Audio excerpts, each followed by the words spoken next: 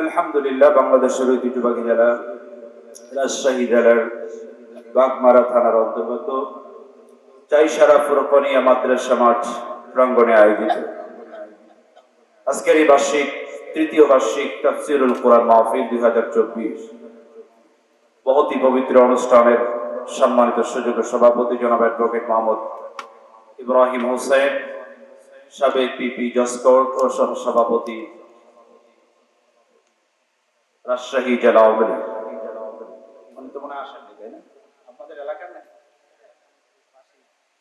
আচ্ছা, আল্লাহ নেক হায়াত দান করুন, সকলে বলি আমি। সম্মানিত প্রধান অতিথি, বিশেষ অতিথিবৃন্দ, সহসভাপতিবৃন্দ, সহসভাপতি তো মনে হচ্ছে 40 জন, অতিথি আছে 70 জন মোটামুটি, নাকি? এই 110 জন যদি আসতো তাও তো স্টেজটা ভালো দেখাইত। কি বলেন, ঠিক না? আল্লাহ ওনাদের সকলকে কোরআনের জন্য কবুল করেন, আমরা বলি আমিন।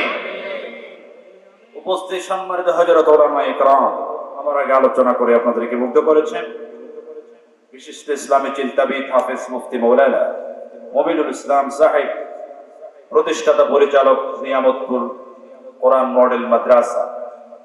আলোচনা করেছেন মাওলানা মোহাম্মদ নাদিম মুস্তাফা, মাওলানা মুহাদ্দিস আওরঙ্গজেব বিন খয়বর। মাশাআল্লাহ, তো সুন্দর নাম। কে চতুর্থ বক্তা আপনাদের গ্রামে? আনকমন নাম, কি বলেন, ঠিক? আল্লাহ সকলকে কোরআনের জন্য কবুল করুন, আমরা বলি আমিন। এই আওয়াজটা একটু ক্লিয়ার করো, কষ্ট করে কথা বলা লাগছে। উপস্থিত সম্মানিত হযরত উলামায়ে কেরাম, লাইট আর মাইক হলো ওয়াজের প্রধান সাইট। কথা বলতে যদি কষ্ট হয় তাহলে আর বক্তা ওয়াজ করতে পারে না, বুঝতে পারেননি?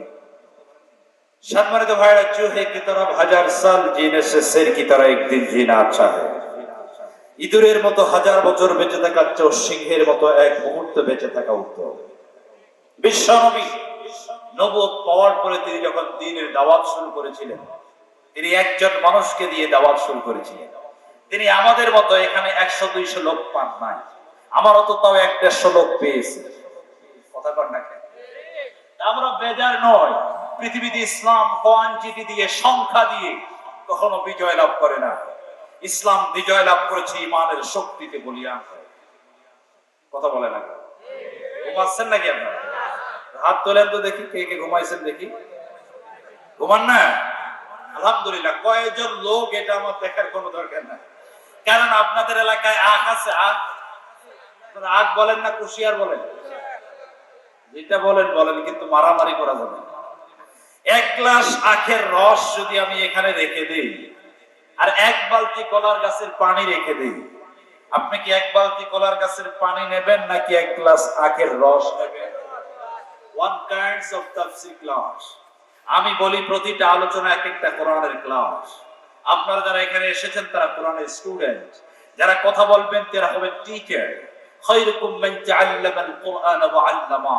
এই পৃথিবীতে শ্রেষ্ঠ মানুষ হলো তারা যারা কোরআন শিক্ষা করে এবং শিক্ষা দেয়। এখানে সবাই আসতে পারে নাই, বসতেও পারে নাই, কথা ধরে করবে, ঠিক না?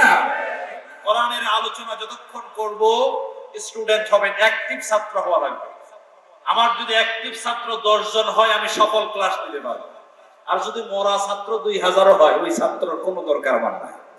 এজন্য যতক্ষণ বসবেন, অ্যাক্টিভ হয়ে বসবেন, মুসলমানের মতো সিংহের মতো গর্জন দিয়ে কথা বলবেন। রাজি আছেন তো আপনারা? 1 গ্লাস আখের রস নেবেন না 1 বালতি কলার গাছের পানি নেবেন? কেন 1 বালতি নেবেন না? এটা তো বেশি। বেশি হলেও নেবেন না, কারণ ওটা কোনো কাজে লাগবে না, আপনার ওটা খাওয়া যায় না। এটা 1 গ্লাস হলেও এটার দাম আছে, কি বলেন, ঠিক না? এই যে ঈদ হয়ে গেল মুসলমানদের, দেখবেন বাংলাদেশের অনেক জায়গা অনেক বড় বড় কনসার্ট হয়েছে, গানের অনুষ্ঠান হয়েছে, কথা বলেন না, হচ্ছে না? এক একটা কনসার্টে 500 টাকা টিকিট পর্যন্ত ঢোকানো হয়, কিন্তু এত টিকিট হওয়ার পরও শয়তানের দলের জায়গা হয় না, কথা কয় না, ঠিক না? ওখানে লক্ষ কোটি মানুষ হলেও ওর মর্যাদা আল্লাহর কাছে কলার গাছের পানির মতো, কারণ সেখানে কোরআন নাই। এখানে যদি 5 জন মানুষও বসে থাকে, এর মর্যাদা আল্লাহর কাছে আখের রসের মতো, কারণ এখানে শ্রেষ্ঠ কিতাব কোরআন আছে। সুবহানাল্লাহ। এখানে কোরআনের আলোচনা হয়, সেখানে শুধু মানুষ আসে না, আল্লাহর রহমতের ফেরেশতা নাজিল হয়, আপনাদের জন্য রহমতের দোয়া করতে থাকে। তাহলে আপনারা খুশি না বেজার? 50 জন বলে মন খারাপ নাকি আপনাদের? ভালো দলের লোক একটু কমই হয়, কথা কন না, ঠিক না? তাহলে আমরা যেই কয়েকজন আছি, যতক্ষণ ক্লাস চলবে আপনারা কি মনোযোগ দিয়ে শুনতে রাজি আছেন নাকি চলে যাবেন আপনারা? তাহলে আপনাদের এলাকার স্কুল, কলেজ, ইউনিভার্সিটি, মাদ্রাসা যেগুলি আছে, যখন টিচাররা ক্লাস শুরু করে দেয়, টিচারের অনুমতি ছাড়া কোনো ছাত্র উঠাউঠি করে? কথা কয় না কেন? আমি তো বলছি কথা বলা লাগবে, উঠাউঠি করে না তো। আমি যখন মাদ্রাসায় পড়েছিলাম তখন দেখেছি ছাত্ররা যদি বেয়াদবি করে টিচাররা পিটান দেয়। ইউনিভার্সিটি গিয়ে দেখলাম টিচাররা বেয়াদবি করলে ছাত্ররা পিটান দেয়। কথা কয় না? দেখেন না আপনারা? মাদ্রাসায় আদব শিক্ষা দেওয়া হয়, কোন আদবওয়ালা ছাত্র টিচারের অনুমতি ছাড়া কিন্তু উঠে না, কথা কন না?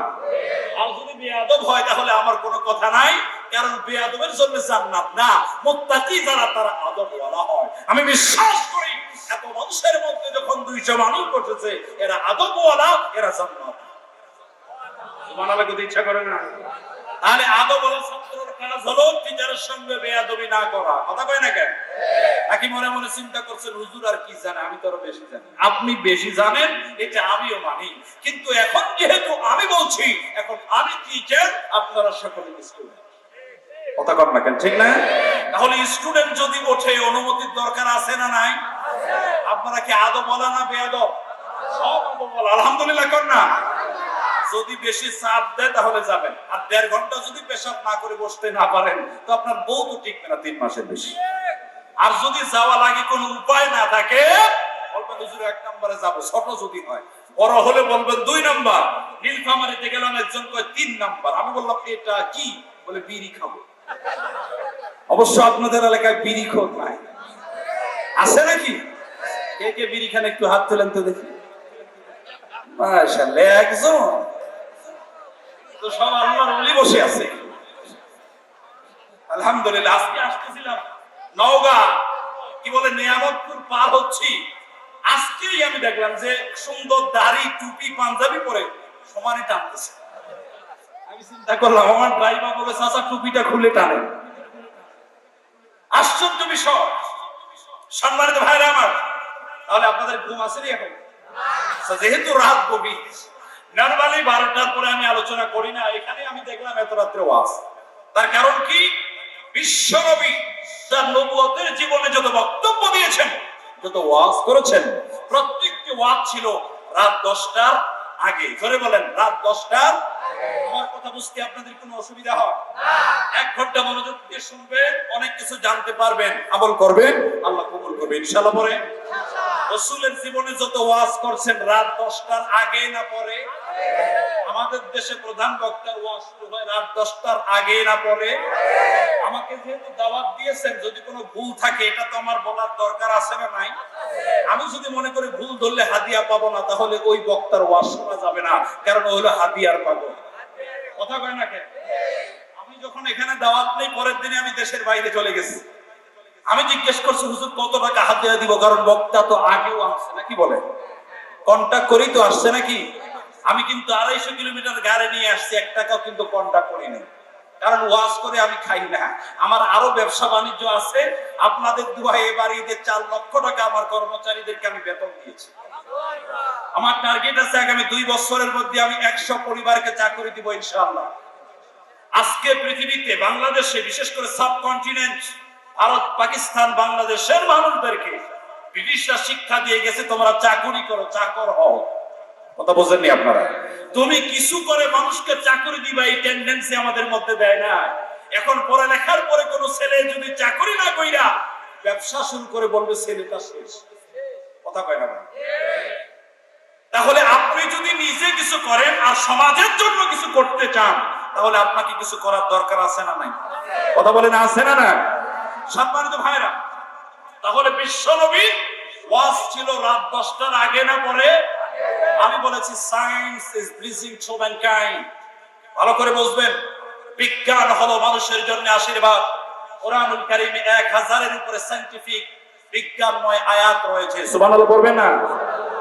আমি যদি আলহামদুলিল্লাহি রাব্বিল আলামিন আলামিনের ব্যাখ্যা বিজ্ঞান দিয়ে করি, রাতের পর রাত চলে যাবে। এই আলমের মধ্যে পৃথিবী আছে, তারকা আছে, গ্যালাক্সি আছে, মহাশূন্য আছে, অসংখ্য গ্রহ নক্ষত্র একটা শব্দের মধ্যেই আল্লাহ দিয়েছেন। সুবহানাল্লাহ কবেন না?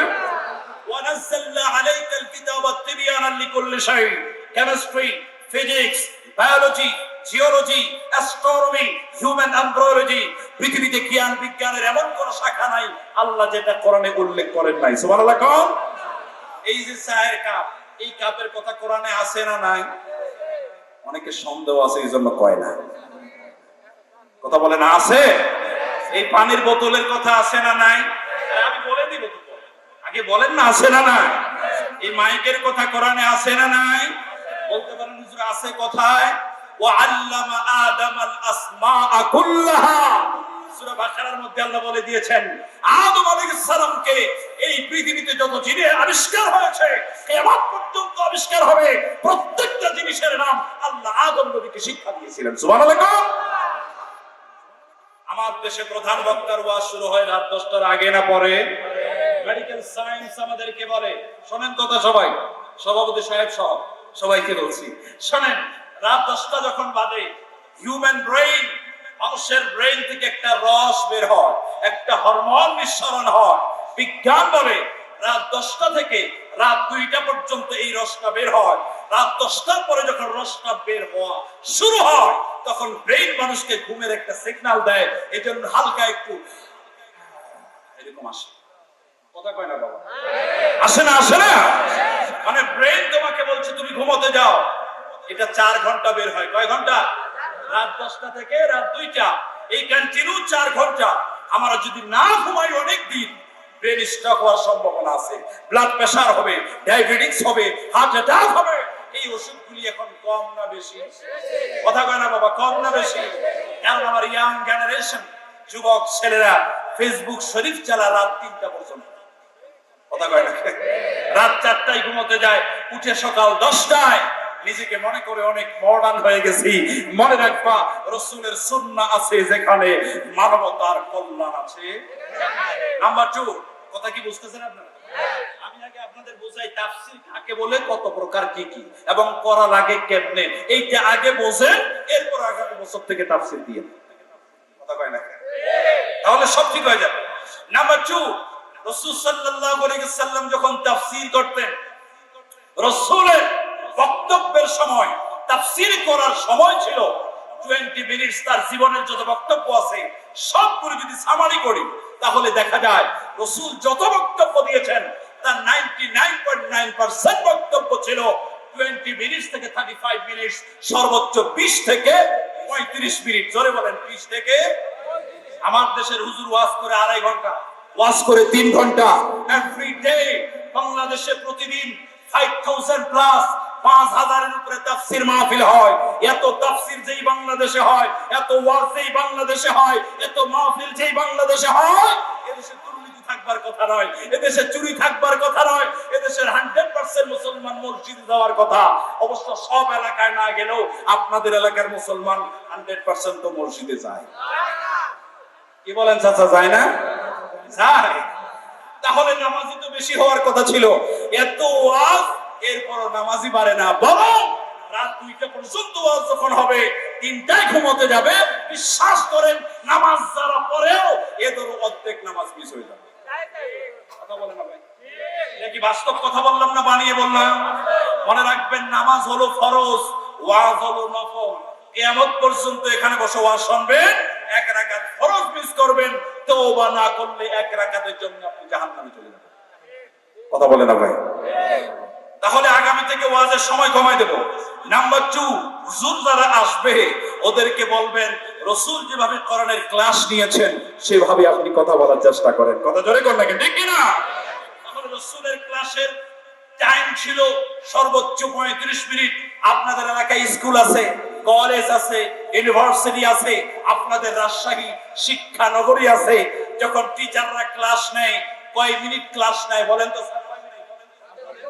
40 মিনিট, 45 মিনিট, সর্বোচ্চ 50 মিনিট। ইউনিভার্সিটির একজন টিচার তিনি কি 40 মিনিটের বেশি ক্লাস নিতে পারেন না?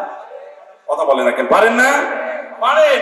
কারণ মানুষের ব্রেইন কোন জিনিস যখন শোনে কন্টিনিউসে 40 মিনিটের বেশি হয়ে গেলে তার ব্রেন অন্যদিকে চলে যায়, একটু রেস্ট চায়, একটু আরাম চায়, একটু চা পানি চায়, এরপরে কোনো কথা শুনলে তাহলে গ্রহণ করতে পারে। কিন্তু অনেকক্ষণ যখন হয় সব কথা সে অ্যাকসেপ্ট করতে পারে না। কথা বুঝতে পারেন নাই বুঝি আপনারা? তাহলে আজকে আয়াত তেলাওয়াত করেছে কোরআন থেকে, রাসূলের যে সিস্টেম ওই সিস্টেমে আজকে তাফসীর হবে। যতক্ষণ কথা হবে কোরআন থেকে, রাসূলের সুন্নাহ হাদিস থেকে কথা হবে। আপনারা শুনতে রাজি আছেন? কথা বলেন, রাজি আছেন? আমি যতক্ষণ বলবো অ্যাক্টিভ শ্রোতা হিসেবে শুনবেন। তার আগে একটা তাকবীর দিয়ে স্লোগান দিয়ে আমরা শুরু করতে চাই। আমি আপনাদেরকে জিজ্ঞেস করতে চাই, মহান রবের নামের স্লোগান দিতে আপনাদের কোনো অসুবিধা আছে? অনেকের মনে হয় আছে, আছে নাকি? তাহলে আল্লাহর নামে একটা তাকবীর দিয়ে একটু হাতটা উঁচু করেন যাতে ঘুম ভেঙে যায়। হাত উঁচু করেন, সোজা সোজা, নাক ভাঙেন না আবার কারণ। মাশাআল্লাহ, উঠেছেন তো সবাই? ঠিক। ইল্লাহু তাকবীর। অনেকে ডান পাশে বাইরে দেন, মনে করছে হুজুর মনে দেখে না। লিল্লাহি তাকবীর, আল্লাহু আকবার। আল কোরআনের আলো, আল হাদিসের আলো, কোরআন হাদিস যেখানে, বিড়ি সিগারেট যেখানে, মদ জোয়া যেখানে, যৌতুক আছে যেখানে, লিল্লাহি তাকবীর। ওই যে কোণে দাঁড়ায় দেখতেছে, মনে করছে কোন সার্কাস আসলো। ভিতরে আসো না, ভিতরে ভিতরে আসো। আরে আসো ভিতরে, হাসতেছে, ভয় পাইছে, কি শুরু হয়ে গেল নাকি? আসো ভিতরে। আওয়াজে মনে হচ্ছে লোক 3000 আছে। কথা কয় না কেন? ঠিক না? আল্লাহ কবুল করো, আমরা বলি আমিন। তাফসীরে কাযিম আয়াতুল কুরসি আমরা জানি না সবাই? কথা বলে না কেন? জানি না? খুলিকাল ইনসানু দাঈফা। আল্লাহ পাক বলেন মানুষকে আমি রব্বুল আলামিন অত্যন্ত দুর্বল করে বানিয়েছি। সুবহানাল্লাহ। মুরগির বাচ্চা চেনেন আপনারা? ডিমের ভিতর থেকে বের হতে দেরি, দৌড় মারতে দেরি নাই। হাঁসের বাচ্চা বের হতে দেরি, সাঁতার কাটতে দেরি নাই। গরুর বাচ্চা হইতে দেরি, দৌড় মারে এত জোরে আপনি পর্যন্ত ধরতে পারেন না। সুবহানাল্লাহ। মানুষের বাচ্চা হাঁটতে সময় লাগে কয়দিন? 1 বছর থেকে 1.5 বছর। কথা কয় না? ঠিক না? মুরগির বাচ্চাকে, হাঁসের বাচ্চাকে, গরুর বাচ্চাকে মানুষের বাচ্চার মতো যদি মানুষ করতে হতো, আমাদের মুরগি আর গরু খাওয়া লাগতো না, আগেই শেষ হয়ে যেত। কথা কন না? একটু ভালো করে বসেন, এরপরেও আপনারা একটু জবাব দেন। আচ্ছা থাক, অসুবিধা নেই, সব ঠিক হয়ে যাবে, আমি খামবই। বসেন, একটু বলেন আমাকে, মানুষের মর্যাদা বেশি না গরুর মর্যাদা বেশি? যারা বলেন নাই তাদের চাইতে গরু। তো বলেন না কে, মানুষের মর্যাদা বেশি না গরু? মানুষের মর্যাদা বেশি না হাতি?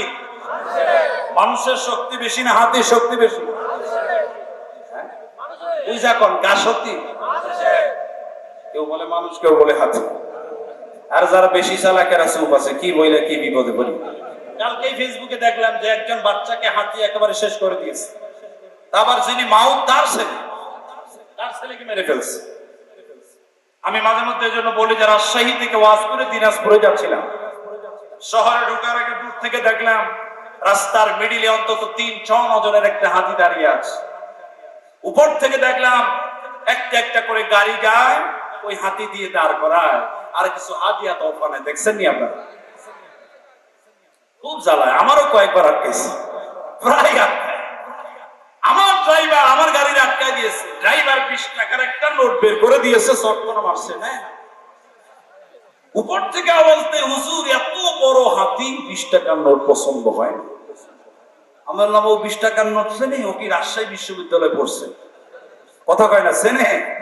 বড় বড় চিন্তা করলাম, কাজটা কিন্তু হাতির না, বরং সিগন্যাল হচ্ছে উপর থেকে। কথা কন না? কিন্তু অবাক দৃষ্টি তাকিয়ে দেখলাম আমার সামনে যে হাতিটা দাঁড়িয়ে আছে, ওই হাতির ওজন হবে অন্তত 3 টন। উপর থেকে যিনি সিগন্যাল দিচ্ছেন, যার ওয়াটার ম্যানে হাতিটা চলছে, ওই লোকটার ওজন হবে সর্বোচ্চ 1.5 মণ। শুকরিয়া জ্ঞাপন করলাম রব্বুল আলামিন, 3 টন ওজনের হাতি, ওয়াটার শুনে 1.5 মণ ওজন মানুষের। সুবহানাল্লাহ বলবেন না? লাকাদ কাররামনা বানি আদম বনি আদমকে আল্লাহ সুবহানাহু ওয়া তাআলা সম্মানিত করেছেন। আল্লাহু আকবার বলেন। সম্মানিত ভাইরা, এই যে ব্রেন, মানুষের যে ব্রেন আছে, আপনারা একটু আমাকে জবাব দেন তো, এই ব্রেনটার ওজন কয় কেজি? একজনও জানেন না? খালি খান আর ঘুমান। একটু চিন্তা করার দরকার আছে না নাই? আল্লাহর সৃষ্টি নিয়ে যদি চিন্তা করেন, আপনার মস্তক রবের সামনে নত হয়ে যাবে। সুবহানাল্লাহ। এই পৃথিবীর সবচেয়ে বড় কম্পিউটার যেটা, এই কম্পিউটারের ওজন হলো 7 টন। জোরে বলেন কয় টন? জবাব দেন কয় টন? ওই কম্পিউটারে যতগুলি তার আছে, এগুলি বের করে করে একটার সঙ্গে আরেকটার লিগামেন্ট যদি লাগিয়ে দেওয়া হয়, একটা কম্পিউটারের তারের লম্বা হবে 60,000 মাইল। সুবহানাল্লাহ কবেন? আমাদের বাংলাদেশ টেকনাফ থেকে তেতুলিয়া 1200 কিলো। কয়শো কিলো? তাহলে একটা কম্পিউটারের তারই আছে 60,000 মাইল, প্রায় 50টা বাংলাদেশের সমান। এই কম্পিউটার যখন হিসাব করে, প্রতি সেকেন্ডে হিসাব করতে পারে 40 কোটি। কয় কোটি? এবার আসেন মানুষের ব্রেন, এই ব্রেনটা কতটুকু ওজন? বিজ্ঞান আমাদেরকে বলে মানুষের ব্রেন হচ্ছে 1300 গ্রাম থেকে সর্বোচ্চ 1500 গ্রাম, মানে 1.5 কেজি। একটু বুঝে থাকলে বলেন কয় কেজি? সিয়ারওয়ালা ভাইরা মনে হয় রাগ করছেন আমার উপর নাকি? ব্রেনের ওজন কয় কেজি? 1.5 কেজি। একটা মানুষের ব্রেনের ভিতরে যে কোষ আছে, যে নিউরন আছে, পুরুষের মাথায় আল্লাহ নিউরন দিয়েছেন 2300, মানে 2300 কোটি। আল্লাহু আকবার জোরে কোন? মহিলার মাথায় আল্লাহ নিউরন দিয়েছেন 1900 কোটি, মানে পুরুষের চেয়ে মহিলার মাথায় কম না বেশি? কথা কয় না, কম না বেশি? কয় কোটি কম? আরে 4 না 400 কোটি। সুবহানাল্লাহ কয় না? কয়শো কোটি? এই জন্য বুঝি মহিলাদের বুদ্ধি কম। বুদ্ধি কম? বুদ্ধি কম হলে দেশ চালাইতে পারে? বুদ্ধি ঠিকই আছে। অনেক ক্ষেত্রে মহিলাদের নিউরনের দরকার নাই, যেমন তাদের দাড়ি নাই, দরকার নাই। দরকার নাই এজন্য দেন নাই, বুদ্ধি ঠিকই আছে। বরং ইন্না কাইদাকুন্না আযীম। অনেক ক্ষেত্রে পৃথিবীতে মহিলাদের চক্রান্ত বড় ভয়ঙ্কর হয়। কথা কা? কথা কয় না, কথা কা?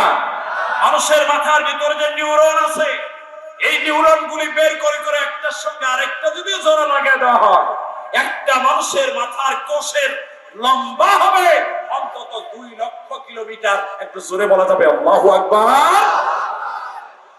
এই ব্রেনের এত পাওয়ার, প্রতি সেকেন্ডে এই ব্রেন হিসাব করতে পারে 20 লক্ষ কোটি।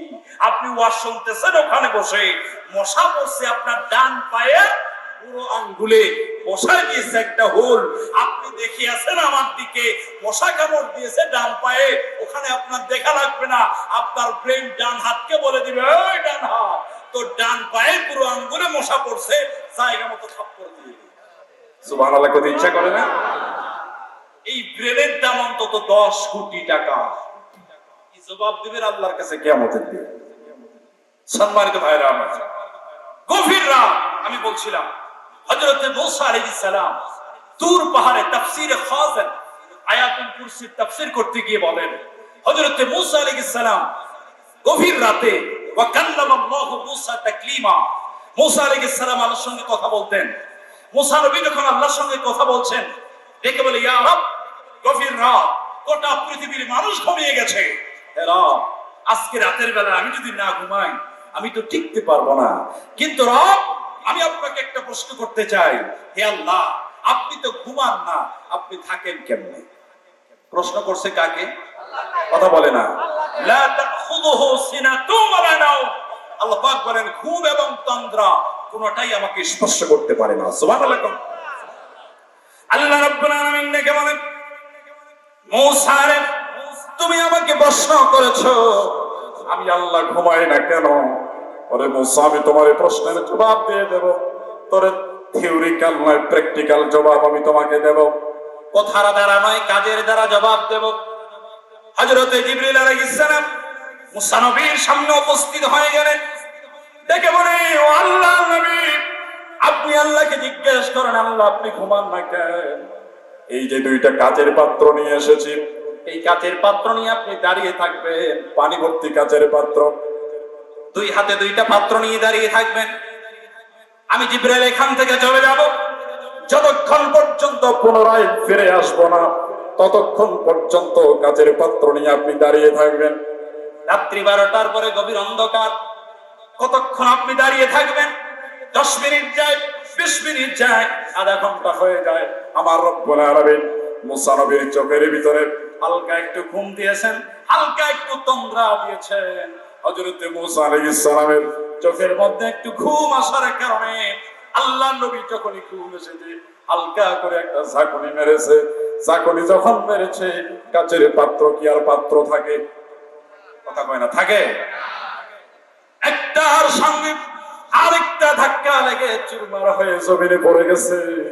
হযরত জিবরিল উপস্থিত হয়ে রেখে বলেন, ওগো আল্লাহর নবী, দুইটা কাচের পাত্র আপনাকে ধরতে দিলাম, একটা রাত্রি আপনি ধরে থাকতে পারলেন না, একটুখানি ঘুম আসার কারণে চুরমার হয়ে জমিনে পড়ে গেল। আপনার মতো আল্লাহ রাব্বুল আলামিন যদি একটা মুহূর্তের জন্য ঘুমায় যায়, একটা মুহূর্তের জন্য তন্দ্রা এসে যায়, শুধুমাত্র পৃথিবী নয়, কুল্লুম ফি ফালাকি ইয়াসবাহুন, তারকা গ্যালাক্সি ব্ল্যাক হোল সব গ্রহগুলো ঘূর্ণায়মান। আপনার মতো আল্লাহ যদি ঘুমায় যায়, এই পৃথিবী আরেকটা গ্রহের সঙ্গে ধাক্কা লেগে কাচের পাত্রের মতো চুরমার হয়ে যাবে। জোরে কোন আল্লাহু আকবার। শুকরিয়া জ্ঞাপন করি আল্লাহ পাকের দরবারে, যে মহান মুনিব আমাদেরকে মুসলিম করেছেন। দুঃখজনক, বর্তমান পৃথিবীতে 170 কোটি মুসলমান, 14.7 মিলিয়ন, মাত্র 1.5 কোটি ইহুদি পৃথিবীতে। কিন্তু দুঃখজনক, গোটা পৃথিবীতে আজ ইহুদিরা মারে, 170 কোটি মুসলমান মাইর খায়। মাইর খান না? কথা কন না কেন? আপনারা মনে করতেছেন আমি আবার মাইর খাইলাম। মাইর খাচ্ছে আরাকানের মুসলমানেরা, মাইর খাচ্ছে ফিলিস্তিনের মুসলমানেরা, Chechnya, Bosnia, Afghan, Iraq, Syria, গোটা পৃথিবীর মুসলমানদেরকে ইহুদিরা মেরেছে, খ্রিস্টানেরা মেরেছে। অথচ 170 কোটি মুসলমান তাকায়া তাকায়া শুধু দেখে আর মসজিদে দোয়া করে, আর কোনো কাজ নেই। কথা কর না কেন আপনারা? তাহলে যেখানে এত মুসলমান থাকার পরে মাইর খাওয়া লাগে, এত মুসলমান থেকে লাভ কি? আল্লাহ পাক আমাদেরকে মুসলিম করেছেন। আমি আপনাদেরকে জিজ্ঞেস করতে চাই, মুসলিম শব্দের অর্থ কি? একজন কথা বলেন না, রাগ করছেন নাকি ভয় পাচ্ছেন? তো মুসলিম শব্দের অর্থ কি জানেন না কেউ? মুসলিম শব্দের অর্থ ইসলাম। তাহলে ইসলাম শব্দের অর্থ জি আলহামদুলিল্লাহ। আমি বলছি কথা ভালো করে শোনেন, খুব বেশি কথা আমি বলি না, অল্প দুই একটা বলবো। যদি আপনার বিবেক থাকে, আপনি বিবেক দিয়ে কথাগুলি শুনবেন, আপনার জীবন পরিবর্তন হবে। আজকে কেন আমাদেরকে মাইর খাওয়া লাগতেছে? লাঞ্ছিত, অপমানিত, নির্যাতিত, নিগৃহীত জাতি হচ্ছে মুসলমান বর্তমান পৃথিবীতে। সম্মানিত ভাইরা, আপনি যখন দেশের বাইরে যাবেন, এয়ারপোর্ট গুলিতে যখন যায়, ফরেন কান্ট্রি গুলিতে যখন যায়, বিশেষ করে খ্রিস্টান দেশগুলি, আমাদেরকে যখন দেখে মুসলিম, পাসপোর্ট দেখার পরে সিগনেচার একটা মেরে এরকম ঠিক মারে, মনে হয় ফকিরানির বাচ্চা। গত মাসে থাইল্যান্ডের ব্যাংকক এয়ারপোর্টে আমি একটা কনফারেন্সে গিয়েছিলাম। আমার সঙ্গে বাংলাদেশের আরো 5 জন ছিল। এয়ারপোর্টে আমার সঙ্গে যারা ছিল অটোমেটিক্যালি ঢুকে গেছে। আমারে তারা আটকে দিল, বলল sir I will check your body, আমি আপনার বডি আগে চেক করতে চাই। আমি জিজ্ঞেস করলাম, আমার সঙ্গে আরো 5 জন ছিল, এদের কিছু হলো না? পরে চিন্তা করলাম হলো না তার কারণ আছে, কারণ দাড়ি টুপি জুব্বা তাদের নাই। আমার দাড়ি আছে, টুপি আছে, জুব্বা আছে। আর গোটা পৃথিবীতে এই ইহুদি বাচ্চারা মুসলমানদেরকে সন্ত্রাসী হিসেবে চালিয়ে দিয়েছে। সন্ত্রাসী কার্যক্রম করে ইহুদিরা মানুষ মারে, তারা নামদাই মুসলমানদের আসল খ্রিস্টান, এবং ইহুদিরা হচ্ছে আসল জঙ্গিবাদ। কথা ঠিক কিনা? আলহামদুলিল্লাহ। আচ্ছা বসেন না, বসেন। সম্মানিত ভাইরা, কোনো কিছু বলতে হলে লিখে দিবেন, এখানে লিখে দিবেন। আলোচনার ফাঁকে কথা বললে আলোচনার ডিস্টার্ব হলে লাইন চ্যুত হয়ে যায়। কারণ আমি একটা লাইনে আছি, আবার আরেকদিকে চলে গেলাম। কি বলেন, ঠিক না? যদি আপনারা ডিস্টার্ব দেন, কথা বলেন, আমি দোয়া করে দিয়ে চলে যাব। থাকবেন তো ঠিক মতো? হ্যাঁ, আমি একটা জিনিস বোঝাচ্ছি, মুসলিম শব্দের অর্থ কি ভালো করে বুঝবেন। কোরআন বলছে, আল্লাহ রাব্বুল আলামিন বলেন, إذ قال له ربه أسلم قال أسلمت لرب العالمين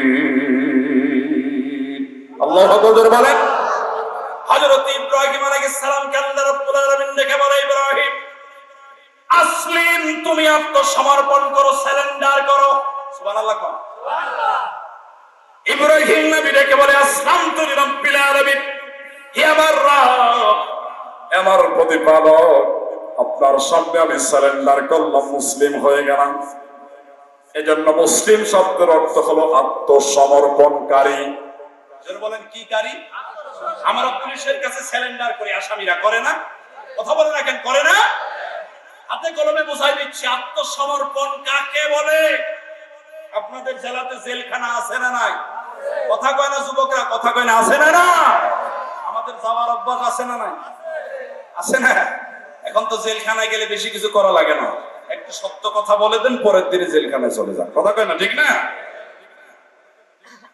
জেলখানায় যারা থাকে 10টা খুনের দাগী আসামি জেলখানার ভিতর থেকে যখন বের করা হয় দেখবেন আসামি যত বড় হয় তার সিকিউরিটি তত বেশি হয় সামনে পুলিশ ডানে পুলিশ বাঁয়ে পুলিশ পিছনে পুলিশ একটা 10টা খুনের আসামি পুলিশকে রেখে বলে ও পুলিশ ভাই আমি এত বড় নেতা আমি এত বড় লিডার এমন কোন দিন নাই আমার বাড়িতে পোলাও বিরিয়ানি রান্না হয় না এমন কোন দিন নাই আমার বাড়িতে বিয়ের দাওয়াত আসে না আজকে 3টা মাস জেলখানার ভিতরে বসে আছি একটা দিনের জন্য তো বিয়ের দাওয়াত খেতে পারলাম না একদিনের জন্য তো পোলাও বিরিয়ানি খেতে পারলাম না আজকে যখন আমারে হাজিরা দেওয়ার জন্য আদালতে নিয়ে যাওয়া আমার একটু রাজশাহী শহরে 10টা মিনিট সময় দিবা আমি একটু চাইনিজে যাব একটু বিরিয়ানি খাবো আবার তোদের সাথে দেখা করে আদালতে যাব আপনারা বলেন তো পুলিশ কি চাইনিজ খাওয়াবে নাকি গামরা খাওয়াবে কি খাওয়াবে তার কারণ বাংলাদেশের সংবিধান হলো কোন আসামি যখন আদালতের সামনে আত্মসমর্পণ করে পুলিশের সামনে সারেন্ডার করে ওই আসামি তার নিজের ইচ্ছে মতো চলতে পারে না তারে চলতে হয় আদালতের ইচ্ছে মতো কথা ধরে কথা ঠিক না আপনারা কি কথা বোঝেন আমার অনুরূপভাবে আল্লাহর কোন বান্দা যখন মুসলিম হয়ে যায় আল্লাহর কোন বান্দা যখন আত্মসমর্পণকারী হয়ে যায় ওই বান্দা তার নিজের আইন মতো নিজের খেয়াল খুশি মতো চলতে পারে না তার চলতে হয় আল্লাহর দেওয়া বিধান করণের আইন অনুযায়ী কথা জোরে কোন ঠিক কিনা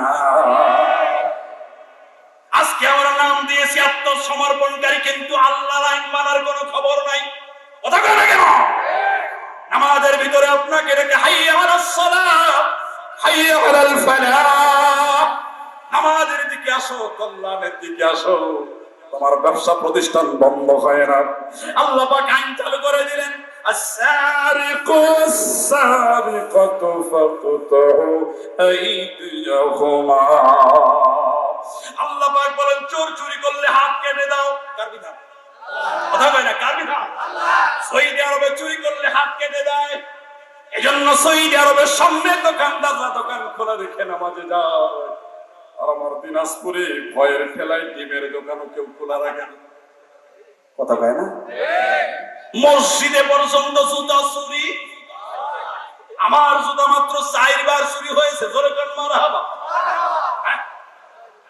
আপনাদের জুতা চুরি হয় আপনাদের শহরে বেশি হয় ঢাকা শহরে গিয়ে দেখলাম মসজিদের সামনে জুতার বক্স পিছনে সেজদা দেওয়ার স্থান আমি জিজ্ঞেস করলাম মুয়াজ্জিন সাহেব জুতার বক্সটা কি এত দামি হয়ে গেল সামনে রাখা লাগবে একটু পিছনে রাখলে চলে না বলে হুজুর আপনি বলেন কি 5000 টাকা দামের জুতা নিয়ে কেউ যদি মসজিদের ভিতরে নামাজে আসে ও জুতা পিছনে রেখে যদি সামনে দাঁড়ায় ওর টেনশনে নামাজ কারণ সামনে আপনি জিকির করেন সুবহান রাব্বিয়াল আলা পিছনে দাঁড়িয়ে আরেক দল জিকির করে কোন জরা জুতা ভালো সূরা সেনা নাই আল্লাহ পাক বলেন চুরি করলে হাত কেটে দাও ছোট চোর বড় চোর মাঝারি চোর আন্তর্জাতিক চোর সব চোরের হাতগুলি কেটে দেন পত্র পত্রিকা টেলিভিশনে প্রচার করে দেন আল্লাহর কসম করে বলে গেলাম সব চোরগুলি বাংলাদেশে একদিনে চুরি বন্ধ করে দেবে ঠিক কিনা সম্মানিত ভাইরা আমার, এজন্য মুসলিম যারা হয় তারা আল্লাহর বিধানের সামনে নিজেকে অবনত করে দেয়, মস্তককে অবনত করে দেয়। কিন্তু আজকে নাম দিয়েছি মুসলমান, কাজ হলো হিন্দুদের মতো, কাজ হলো খ্রিস্টানদের মতো। আগামী কালকেই আসতেছে পহেলা বৈশাখ। আপনি বলতে পারেন হুজুর আপনি কি বাঙালি বিরোধী? আর আমি বাঙালি বিরোধী হব কেন? ভালো করে বুঝবেন মুসলমান, আমার উপরে রাগ করবেন না, কথাটা বোঝার চেষ্টা করবেন। আপনি যদি এখনই মরে যান, আগামী কালকে রাত 11 পর্যন্ত কেউ আপনার রাখবে না। সকাল 10টা হতে হতেই মাটি দিয়ে দিবে, কারণ সবাই বলবে মাটি দিতে যদি দেরি হয় লাশ তো পচে যাবে, তাড়াতাড়ি মাটি দাও। আপনাকে 12টা পর্যন্ত কেউ রাখবে না। 12টার পরে কবরে যখন চলে যাবেন, আপনাকে ফেরেশতারা কি জিজ্ঞেস করবে, কিরে বান্দা তুই কি বাঙালি নাকি হিন্দি নাকি ইংরেজি, এটা বলবে নাকি? কথা কয় না ভাই? আপনি বাঙালি সংস্কৃতি মানবেন ততটুকুন ইসলাম পারমিট করে, যতটুকুন ইসলামের আইনকে লঙ্ঘন হয় এরকম কোন সংস্কৃতি মুসলমান মানতে পারে না, ঠিক কিনা? আল্লাহর নবী বলেন সায়াতি আলান নাসি জামানুন লা ইয়াবকা মিনাল ইসলাম ইল্লা ইসমুহু। আল্লাহর নবী বলেন অচিরেই এমন একটা যুগ আসতেছে, এত তাড়াতাড়ি একটা যুগ আসতেছে, যেই যুগটাতে মুসলমানদের শুধু নাম ছাড়া আর কিচ্ছু বাকি থাকবে না। ওই যুগটা বুঝি আসে নাই? আসছে। আমি একটু প্রমাণ করে দেব আপনাদের। আপনারা রাগ করতেছেন, আমি বলবো না। রাগ হচ্ছে আপনাদের? সামনে আরো কিন্তু বলার আছে, আমি কি যাব? কথা কয় নাকি যাব? সময় যত যাবে বক্তৃতা আরো হবে, কথা কয় নাকি, ঠিক কিনা? আমি একটু এক্সাম্পল দিয়ে কথা বলতে ভালোবাসি, কারণ আমার আল্লাহ নিজেই উদাহরণ দিয়ে দিয়ে কথা বুঝিয়েছেন, কথা কয় না, ঠিক না?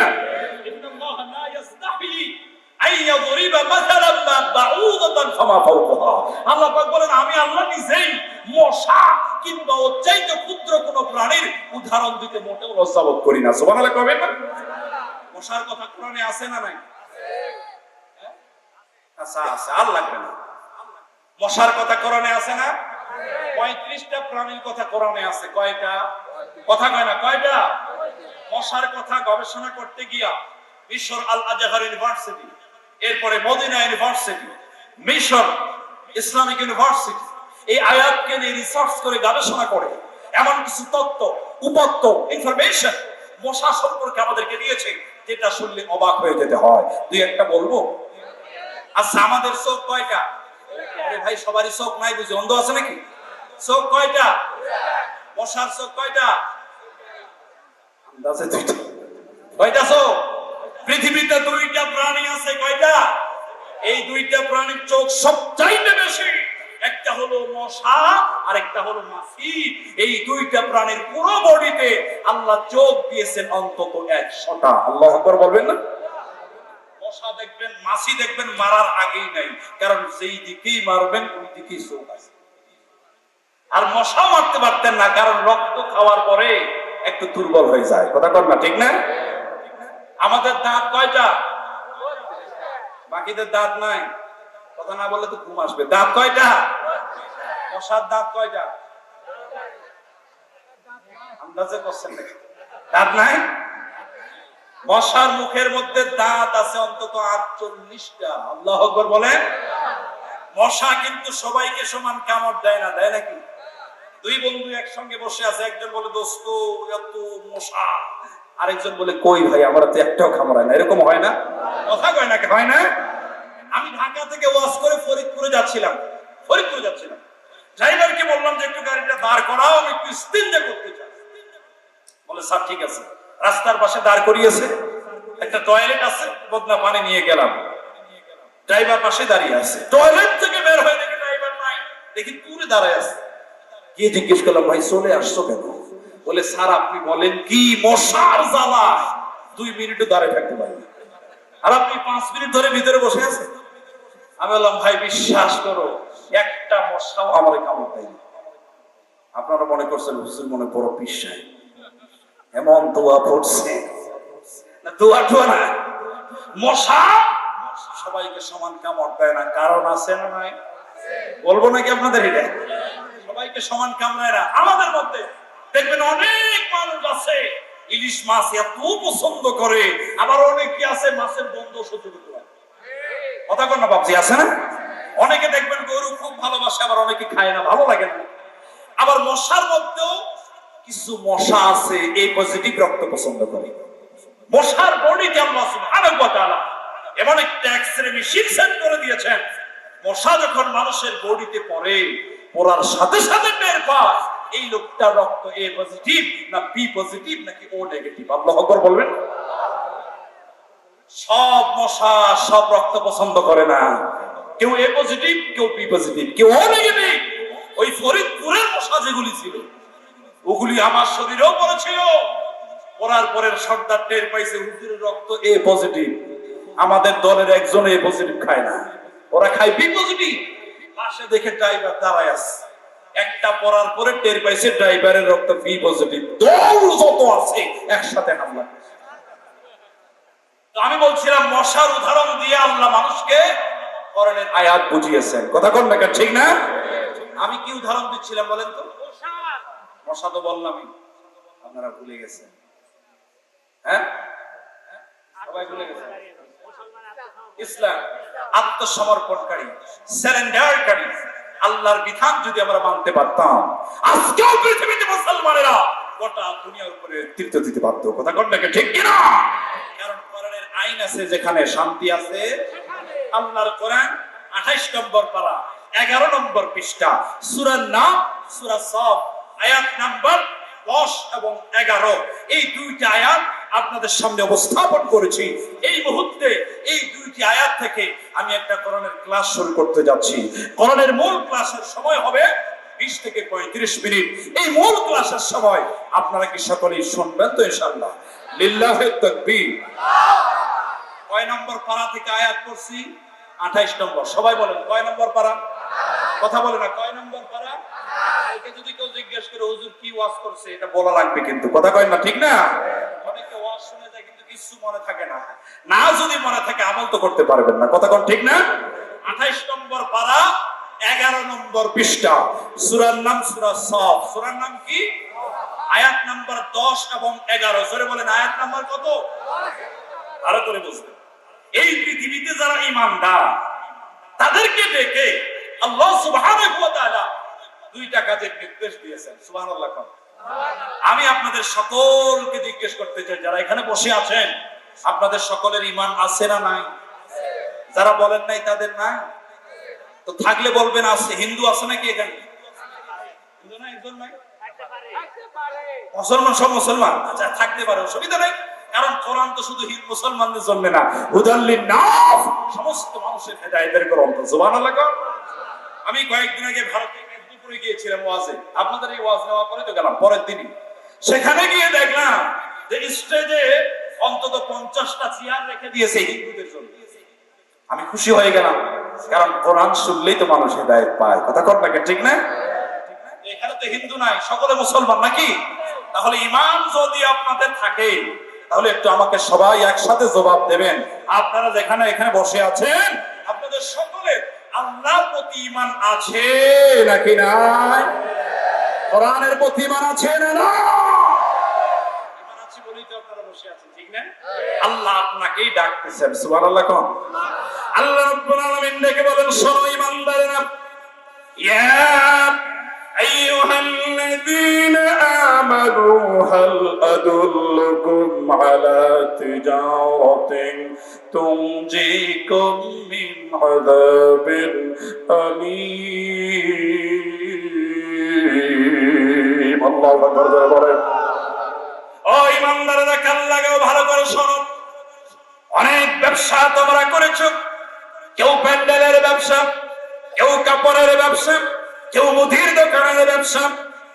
আবার 90% মুসলমানের বাংলাদেশে অনেকেই আছে ভণ্ড পীর মুরিদের ব্যবসা।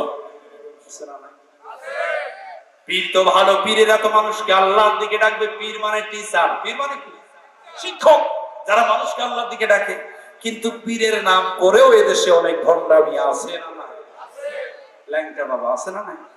কাপড় চোপড়, বলে হুজুরের ভিতরে মাল আছে। আমি বললাম কি মাল আছে, তা তো দেখাই যাচ্ছে। শিকল বাবা, তালা বাবা, কত যে বাবা বাংলাদেশে। চট্টগ্রামে যখন গেলাম, 1 কোটি টাকা দামের পেরাডো গাড়িটা মাজারের সামনে দাঁড় করিয়ে দিল। 1000 টাকার কসকসে নোটটা মাজারের মধ্যে ফেলে দিল। ওই গাড়িটা যখন শহরের ভিতরে প্রবেশ করেছে, ছোট্ট ছোট্ট বাচ্চারা খাবার পায় না, গাড়ির সামনে গিয়ে হাত পেতেছে। টাকা দেওয়া তো দূরের কথা, গাড়ির গ্লাসটাও পর্যন্ত খোলে না। আপনি একটু আমাকে জবাব দেন, টাকা দরকার কি মরা মানুষের নাকি জিন্দা মানুষের? যিনি মরে গেছেন তার তো টাকার কোনো দরকার নাই। আমি আর তুমি তো জানো না, এই বাংলাদেশে এমন অনেক মাজার আছে, তুমি টাকা দাও, তোমার টাকা দিয়ে বসে বসে গাঞ্জা টানে, কথা ঠিক কিনা? মাজারের ভিতরে টাকা দেওয়া যদি যায় হতো, আল্লাহর নবীর মাজারে তার উম্মতেরা শুধু টাকা নয়, মুসলমানরা তাদের কলিজা পর্যন্ত ছিঁড়ে দিত। জোরে কোন ঠিক কিনা? আল্লাহর নবী রেখে বলে, আলী রে, যত উঁচু কবর আছে ভেঙে মানুষের সাথে গড়িয়ে দাও, আর যত মূর্তি প্রতিমূর্তি আছে ভেঙে মানুষের সাথে গড়ায় দাও। জান্নাতুল বাকিতে গিয়ে দেখে রাসূলের সাহাবী, জান্নাত প্রাপ্ত সাহাবীরা সেখানে শুয়ে আছে। একতলা বিল্ডিং নাই, 2 তলা বিল্ডিং নাই, শুধু একটা পাথর দিয়ে তাদেরকে চিহ্ন রেখে দিয়েছে। আর তুমি কোন সলিমউদ্দিন মরে গেছো, তোমার কবরে 3 তলা হওয়া লাগবে, তোমার কবর 2 তলা হওয়া লাগবে। কবর 2 তলা 3 তলা এটা ইসলামের বিধান হতে পারে না, এটা শিরকিয়াত জাহেলিয়াতের বিধান। ধরে কোন ঠিক কিনা? সম্মানিত ভাইরা আমার, আল্লাহ পাক দেখে বলে, ও ইমানদারেরা কান লাগাও, অনেক ব্যবসা তোমরা করেছো, এবার আমি আল্লাহর সাথে একটা ব্যবসা করতে তোমরা কি রাজি আছো নাকি? কে বলতেছে? কথা বোঝেন আপনারা? কে বলতেছে? আল্লাহ পাক দেখে বলে, ও ইমানদারেরা, হাল আদুল্লুকুম আলা তিজারা, আমি কি তোমাদেরকে একটা ব্যবসার কথা বলবো নাকি? ওই ব্যবসা যদি করতে পারো, জাহান্নামের তুমজিকুম মিন আযাবিন আলীম, যন্ত্রণাদায়ক আযাব থেকে আমি আল্লাহ মুক্ত করে দিয়ে জান্নাতে প্রবেশ করিয়ে দেব। আল্লাহর সাথে ব্যবসা করতে আপনারা রাজি আছেন? কথা বলেন না, রাজি আছেন? আল্লাহর সাথে ব্যবসা করলে কোনো লস হওয়ার সম্ভাবনা আছে? কথা কয় না, কে আছে? কোনো মারিং দেওয়ার, কাটিং হওয়ার সম্ভাবনা আছে? আল্লাহ পাক বলে, আমার সাথে ব্যবসা করবা কি দিয়া? এটার পুঁজিটা কি? টাকা পয়সা কতটুকু লাগবে? বিল্ডিংটা কেমন হওয়া লাগবে? আল্লাহ পাক ডিটেইল ডেসক্রিপশন কোরআনুল কারীমের মধ্যে দিয়ে দিলেন। খারাপ লাগে আপনাদের? কথা কি বলবো আমি? আল্লাহ পাক বলেন ব্যবসাটা কেমন হবে শুনে নাও। তুমিনুনা বিল্লাহি ওয়া রাসূলিহি ওয়া তুজাহিদুনা ফি সাবিলিল্লাহি বিআমওয়ালিকুম ওয়া আনফুসিকুম, যালিকুম খায়রুল লাকুম ইন কুনতুম তা'লামুন।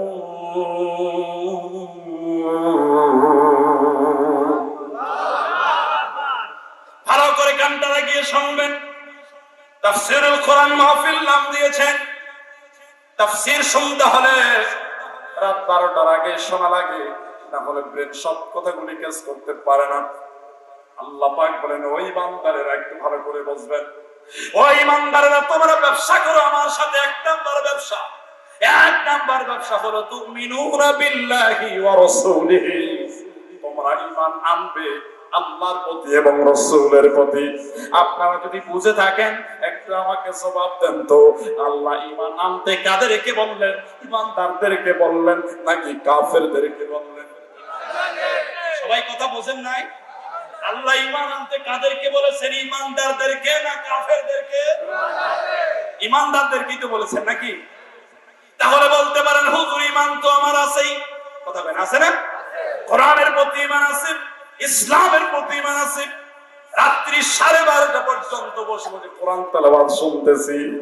আপনি দিনাজপুর থেকে আসার পরে আবার কেমন কথা বলতেছেন যে তোমরা আবার ঈমান আনো? আমি তো ঈমান আনতে বলি নাই, আবার আল্লাহ নিজেই বলতেছেন, ও রাজশাহীর ঈমানদারেরা, তোমরা আবারও ঈমান আনো। বলতে পারেন হুজুর মানতে হবে, ঈমানটা কেমন? আর ঈমান আনতে বললেন কেমন? কথা কয় না, ঠিক কি না? এজন্য তাফসীরুল কোরআন বিল কোরআন, কোরআনের এক আয়াতের তাফসীর আল্লাহ অন্য আয়াতের মধ্যে করে দিয়েছেন। সুবহানাল্লাহ কবেন না? ঈমানটা কেমন হওয়া লাগবে, ঈমানটা কেমন আনা লাগবে, আল্লাহ পাক সূরা বাকারার 13 নম্বর আয়াতে আমাদেরকে বলে দিয়েছেন, ওয়াইদা কিলা লাহুম আমিনু কামা আমানান নাস।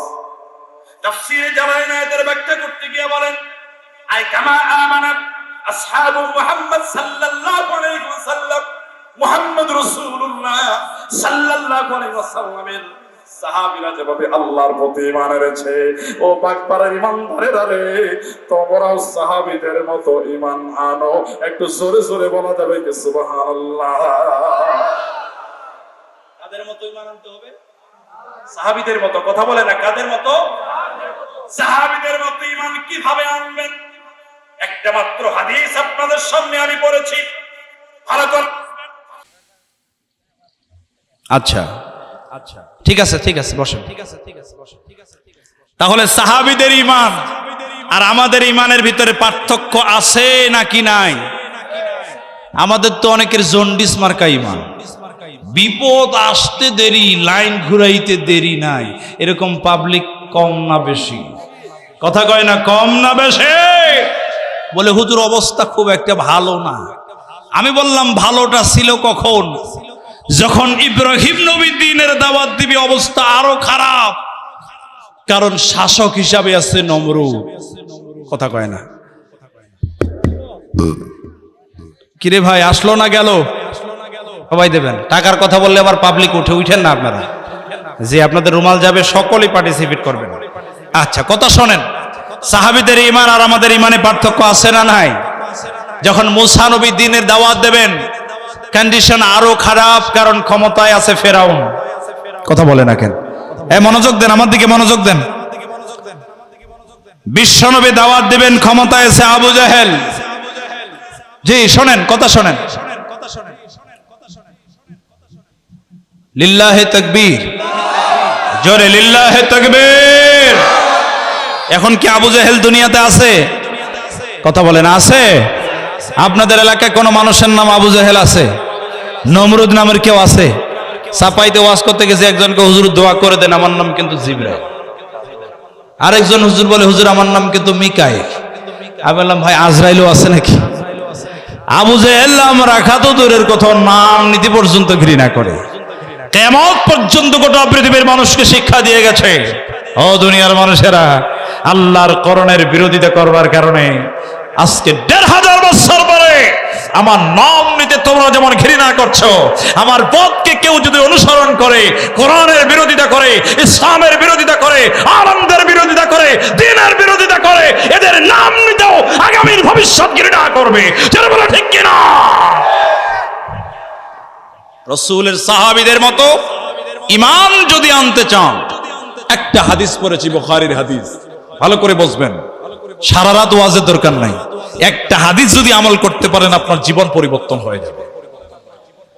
বিশ্বনবী বলেছেন, কানটা খাড়া করবেন, আপনাদের যদি জ্বর হয়, জ্বর যেটা দিয়ে জ্বর মাপেন, ওটা যন্ত্রের নাম কি? থার্মোমিটার লাগায়া মাপ দেন যে জ্বর কত ডিগ্রি আছে। তো ঈমান মাপারও কিন্তু থার্মোমিটার আছে নাকি নাই? ওই থার্মোমিটার এবার আমি আপনাকে দিয়ে দিলাম, আপনি 2 মিনিটের মধ্যে বুঝতে পারবেন যে আপনার ঈমানের কত ডিগ্রি আছে। এখনই আপনি টের পেয়ে যাবেন, সারা রাত কোনো দরকার নেই। রাসূলের হাদিস, রাসূল বলেছেন, সালাসাতুম মান কুন্না ফীহি ওয়াজাদা হালাওয়াতাল ঈমান। ভালো করে বুঝবেন, যার ভিতরে 3টা জিনিস পাওয়া যায়। কয়টা? জোরে বলতে হবে, কয়টা? যার মধ্যে 3টা জিনিস পাওয়া যায়, ওই ব্যক্তি ঈমানের মজা পেয়ে যায়, ওই ব্যক্তি খাঁটি ঈমানদার হয়ে যায়। সুবহানাল্লাহ বলবেন না? আল্লাহর নবী বলেন, ثلاثة من كن فيه وجد حلاوة الإيمان أن يكون الله ورسوله أحب إليه مما سواهما। এক নাম্বার হলো যার অন্তরের ভিতরে এই দুনিয়ার সব কিছুর চাইতে আল্লাহ এবং তার রাসূলের ভালোবাসা বেশি হয়ে যায়, ওই ব্যক্তি ইমানের মজা পেয়ে যায়, ওই ব্যক্তির খাঁটি ইমানদার হয়ে যায়। সুবহানাল্লাহ। এবার ব্যাখ্যায় চলে যাই, আমি শুধু অনুবাদটা বললাম। চাদর গেছে, যে চাদর গেছে ওয়াজ শুনবেন, আমার টাকা দিবেন চাদরে, কেউ খালি হাতে দেবেন না। আয়োজন করছে এত সুন্দর, আপনারা খুশি না বেজা? কথা বলে না, খুশি না বেজা? যে চাদর যাচ্ছে, কিন্তু মনোযোগ যেন নষ্ট না হয়, কারণ মনোযোগ না থাকলে আমি আবার কথা বলতে পারি না। কথা বুঝে আসছে আপনাদের? জোর করে কথা শোনানোর অভ্যাস আমার নাই। যদি আগ্রহ থাকে তাহলে আমি কথা বলি, আগ্রহ যদি না থাকে তাহলে কথা বলি না। রেডি রাখবেন, আসলে আপনারা দেবেন। তাহলে এক নাম্বার থার্মোমিটার, যার অন্তরের ভিতরে এই দুনিয়ার সব কিছুর চাইতে আপনার চাকরি বাকরি, আপনার অফিস আদালত, আপনার ছেলে সন্তান, আপনার পিতামাতা, আপনার নেতা, আপনার নেত্রী, আপনার ব্যাংক অ্যাকাউন্ট, আপনার স্বর্ণ, আপনার ব্যবসা প্রতিষ্ঠান, সব কিছুর চাইতে আপনার অন্তরের ভিতরে আল্লাহ এবং তার রাসূলের ভালোবাসা যদি বেশি না হয়, আপনি এখনো পর্যন্ত ঈমানদার হতে পারেন? কথা বলে না, পারেন? এখন নিজের বিবেককে প্রশ্ন করে দেখেন, আপনার সন্তানকে কেউ যদি গালি দেয়, আপনার কি রক্ত গরম হয় কি হয় না? কথা বলে না, হয় কি হয় না? রসুলকে যখন গালি দেয়, আপনার সন্তানকে কেউ মারলে পরে আপনার যেমন খারাপ লাগে, রসুলকে গালি দিলে আপনার খারাপ লাগা বেশি হওয়ার দরকার না কম? কথা বলে না, বেশি হওয়ার দরকার না কম? তাহলে বেশি হয় কিনা এবার নিজের বিবেককে প্রশ্ন করেন। এই বাংলাদেশে অনেক নাস্তিক আছে, মুরতাদ আছে, রসুলকে সমানে গালি দিচ্ছে।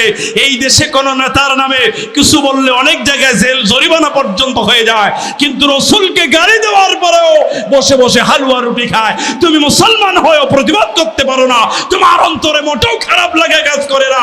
বুঝতে হবে তোমার মধ্যে কোনো ঈমান নাই, তুমি ঈমানদার নামের মুনাফিক। যারা বলে ঠিক কিনা? রাসূলের ভালোবাসা কাকে বলে? উহুদের যুদ্ধ শুরু হয়ে যাবে। কিসের যুদ্ধ? কথা বলে না, কিসের? মনে রাখবেন, ঈমান এক জিনিস, ঈমানের মজা আরেক জিনিস। নামাজ আদায় করে এক জিনিস, নামাজের মজা পাওয়া আরেক জিনিস। যারা নামাজের মজা পেয়ে যায়, ওরা ফজর নামাজের ঠান্ডা যত বেশি হোক, বয়স দেখবেন 60 বছর, তাও ঠান্ডা পানি দিয়ে উযু করে মসজিদে যায়। কথা বলে না, ঠিক না? আর নামাজের মজা যারা বোঝে না, ও নামাজে আসে ঠিকই, কিন্তু নামাজে দাঁড়ানোর পরে চিন্তা করে হুজুর এত বড় সূরা পড়ে কেন, শেষ হয় না কেন? ওরা ঢুকে সবার শেষে, বের হয় সবার আগে। তাহলে ওরা নামাজ পড়ে কিন্তু মজা বোঝে না, ঈমান থাকবে কিন্তু মজা বুঝবে না। মজা কাকে বলে? উহুদের যুদ্ধে রাসূল যাবেন, ঠিক ওই মুহূর্তে একজন মহিলা 6 মাসের একটা বাচ্চা নিয়ে রাসূল সাল্লাল্লাহু আলাইহি ওয়াসাল্লামের সামনে দাঁড়িয়ে গেলেন। ইয়া রাসূলুল্লাহ, ইয়া হাবিবাল্লাহ, জিহাদের ময়দানে আপনি যাবেন, সকল পরিবার থেকে জিহাদের ময়দানে অংশগ্রহণ করেছে, আমার পরিবারের কেউ নাই, আমার ছোট্ট একটা বাচ্চা আছে, মাত্র 6 মাস বয়স, আমার 6 মাসের বাচ্চাটাকে আপনার হাতে তুলে দিলাম, আপনি ওকে জিহাদের ময়দানে নিয়ে যান। সুবহানাল্লাহ বলতে ইচ্ছে করে না। আল্লাহর নবী দেখে বলে, মহিলা 6 মাসের বাচ্চা, সে কি জিহাদ করতে পারে নাকি? মহিলা নাকি বলে, ইয়া রাসূলুল্লাহ, ইয়া হাবিবাল্লাহ, আমিও জানি 6 মাসের বাচ্চারা জিহাদ করতে পারবে না, কিন্তু আপনি যখন জিহাদের ময়দানে যাবেন, কাফের মুশরিকরা আপনার দিকে বৃষ্টির মতো করে তীর নিক্ষেপ করতে থাকবে। কাফের মুশরিকরা যখন তীর নিক্ষেপ করতে থাকবে, আপনার সাহাবীরা ঢাল দিয়া তীরগুলি আটকাতে থাকবে। আটকাতে সব ঢালগুলি যদি ভেঙে চুরমার হয়ে যায়, তীর আটকানোর মতো আর যদি কোনো ঢাল না থাকে, আমার 6 মাসের বাচ্চাটাকে কাফেরদের তীরের সামনে আপনি দাঁড় করিয়ে দেবেন। কাফেরদের তীর দিও, আমার কলিজার টুকরা বুকটা সাজদা হয়ে যাবে, আমার সন্তানটা দুনিয়া থেকে বিদায় হয়ে যাবে, আমার বিন্দু মাত্র কষ্ট হবে না। আল্লাহর নবী যদি সুস্থ রাখে, এটা শোনার পরে আমি মহিলার কলিজা ঠান্ডা হয়ে যাবে। লা ইউমিনু আহাদুকুম হাত্তা ইয়াকুনা হাব্বা ইলাইহি মিন ওয়ালিদিহি ওয়া ওয়ালাদিহি ওয়ান নাসি আজমাইন। I become more favorite to you than your parents, children, and all the people of this world. যতক্ষণ পর্যন্ত তুমি তোমার পিতামাতা, তোমার সন্তান সম্পত্তি এবং পৃথিবীর সব কিছুর চাইতে আল্লাহর নবীকে ভালোবাসতে পারবে না, ততক্ষণ তুমি ঈমানদার হতে পারবে না। বুঝবেন ভালো করে, পৃথিবীতে আপনি ভালোবাসেন যাকে, অনুসরণ করেনও তাকে। এই যুবকেরা মনোযোগ আছে আপনাদের? বিশ্বকাপ খেলা যখন হয়, ফুটবল খেলা যখন হয়, দেখবেন যারা আর্জেন্টিনার সাপোর্টার হয়, ওদের বাড়ির উপরে আর্জেন্টিনার ফ্ল্যাগ দেখা যায়। কথা কয় না কেন? যারা মেসি সাপোর্টার হয়, ওরা 10 নম্বর জার্সি পরে প্রমাণ করে আমি মেসির ভক্ত। কথা কয় না? বাংলাদেশে যতগুলি সেলুন আছে, চুল কাটা সেলুন আছে না? আপনি রাজশাহী শহরে যাবেন, দেখবেন যে বড় বড় সেলুন, ভিতরে এয়ার কন্ডিশন, এসি করা, চুল কাটলেই 500 টাকা দেওয়া লাগে। ওই সেলুনের মধ্যে যখন যাবেন, দেখবেন যে বড় বড় ছবি টানায় রাখছে, আছে না নাই? এগুলি কি হুজুরের ছবি? বড় বড় খেলোয়াড়দের ছবি, হলিউড বলিউড নায়কদের ছবি। কথা কয় না কেন? মেসির ছবি, রোনালদোর ছবি, রোনালদিনহোর ছবি ওখানে টানায় রাখছে, মানে ভিতরে ঢোকো আর মেসির মতো স্টাইল করে চুল কাটো। সারা বাংলাদেশ তন্ন তন্ন করে খুঁজলেও একটা সেলুনও খুঁজে পাবেন না যেই সেলুনের সামনে লেখা আছে এই সেলুনের মধ্যে ঢুকলে পরে রসুলের সুন্নাহ অনুযায়ী চুল কাটা হয়। এরকম সেলুন আর কোথাও না থাকলেও আপনাদের এলাকায় বুঝি আছে। এখানে আছে নাকি? এটা লিখবে না, এটা লিখলে ঢুকবেন না আপনি, কারণ আপনি তো মেসির ভক্ত। কথা কয় না? এটা দরকার নেই, এটা দরকার নেই, নারিয়ান না, এটা খুলে পড়ে, কারণ আপনি তো মেসির ভক্ত। ইউনিভার্সিটিতে আমার রুমমেট কম্পিউটার সায়েন্সের ছাত্র, ওরে জিজ্ঞেস করলাম, ভাই ফজর নামাজ পড়বো না? বলে, ভাই এত রাত থেকে উঠা যায়? পরের দিন দেখি রাত 2টা বাজে উঠছে। আমার ঘুম ভাঙছে 3টার সময়, আমি উঠে দেখি দেখতেছে কম্পিউটার কি জন্য দেখে। আমার কি হচ্ছে? ভাই তো মেসির খেলা হচ্ছে। তো মেসির খেলা দেখার জন্য তুমি 3টা পর্যন্ত দেখতে পারো, আর ফজরের নামাজের জন্য 5টায় উঠতে পারো না।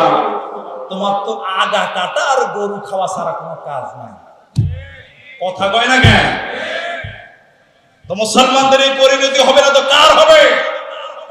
সম্মানিত ভাইরা,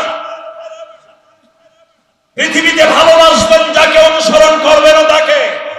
রাসূলের ভালোবাসা যদি আপনার ভিতরে ঠিকই থাকে, আপনার মাথা থেকে পা পর্যন্ত রাসূলের সুন্নাহ দেখা যাবে। কথা বলেন না কেন? আপনার পরিবার থেকে পার্লামেন্ট পর্যন্ত রাসূলের আদর্শ দেখা যাবে। কথা কয় না? ঠিক না? আজকে বাংলাদেশে আশিক রাসূলের অভাব নাই, 12 রবিউল আউয়াল আসলে হালুয়া রুটির অভাব নাই, জিলাপির অভাব নাই, কিন্তু রাসূলের সুন্নাহ মানার ক্ষেত্রে আমরা বড়ই পিছিয়ে আছি। কথা কয় না? ঠিক কি না? আল্লাহর নবীর ভালোবাসা সাহাবীদের ভিতরে কেমন ছিল? সূরা হাশরের তাফসীর করতে গিয়া বুখারীর হাদিসের মধ্যে এসেছে, আল্লাহর নবী সাহাবীদেরকে নিয়ে বসে আছেন।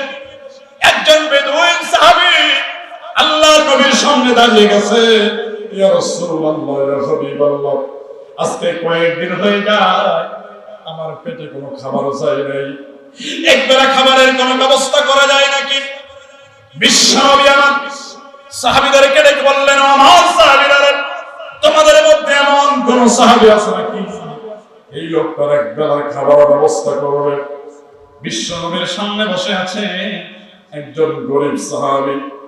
ওই সাহাবী নিজেও সকালবেলায় খাই নাই, তার বাড়ির খাবার নেই।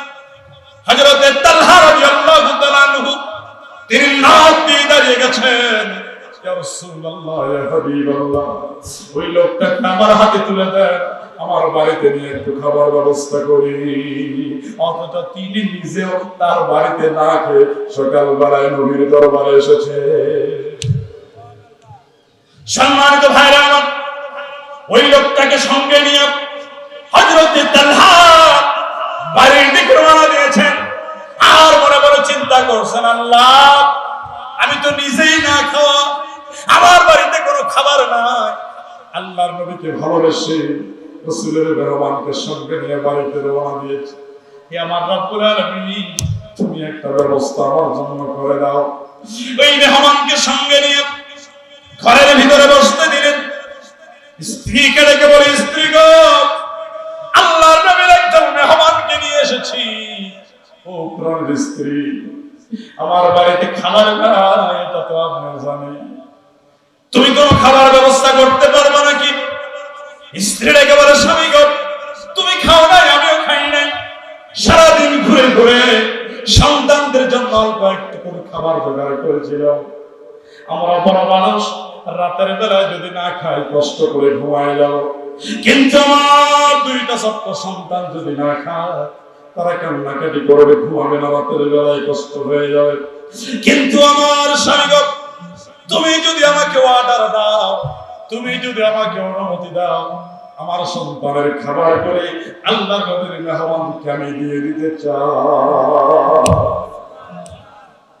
যেমন স্বামী তার তেমন স্ত্রী।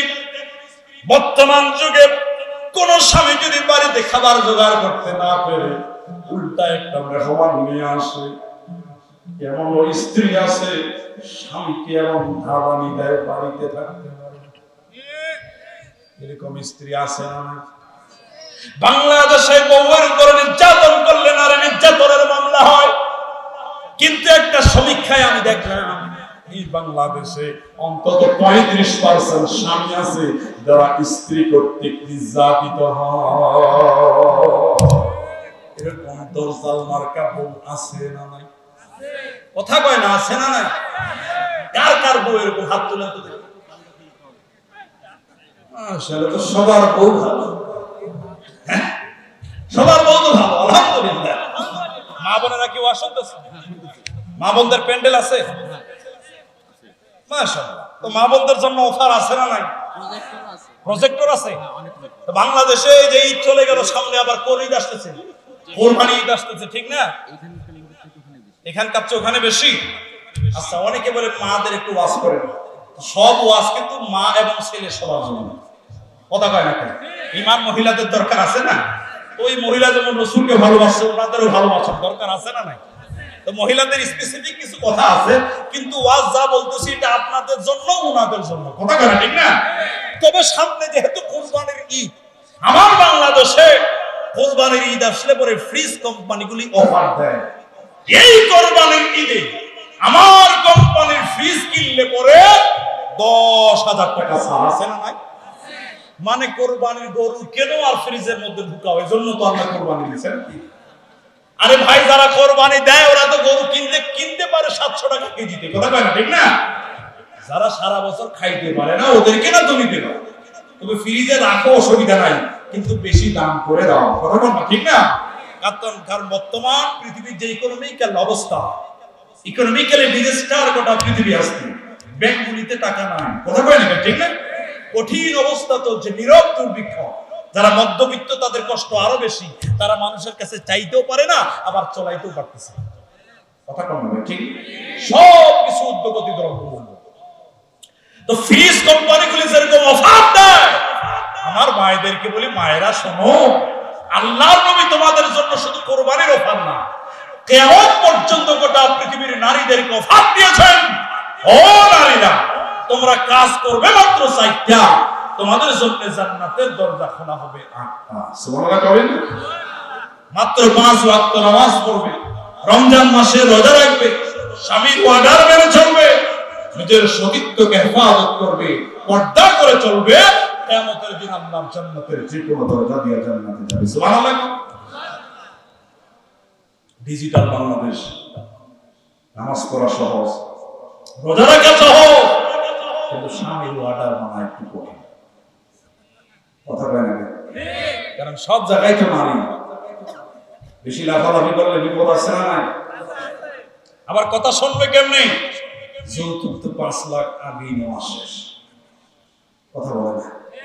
কোরবানির হাটে যেমন গরু উঠে 1 লাখ 2 লাখ, এরকম কিছু ষাঁড় আছে আমাদের সমাজে, 10 লাখ 5 লাখে বিক্রি হয়। কথা কয় না? এর চাইতে ভালোবাসা আমি ব্যবহার করতে পারলাম না, কারণ এটা হারাম। আপনাদের এলাকায় যৌতুক নাই? কে কে নিয়েছে হাত তুলেন দেখি। তো সব আল্লাহর ওলি বসে আছে। একজন পাবনায় ওয়াজ করতে গেছি, একজন দেখি এক হাত উপরে আরেক হাত দিয়েছে। আমরা ভাই কি ব্যাপার? বলে হুজুর 1 লাখ বাজেট ছিল, 50 দিয়েছি, 50 আপনারা ওয়াশরুম মাফ করে দিয়েছি।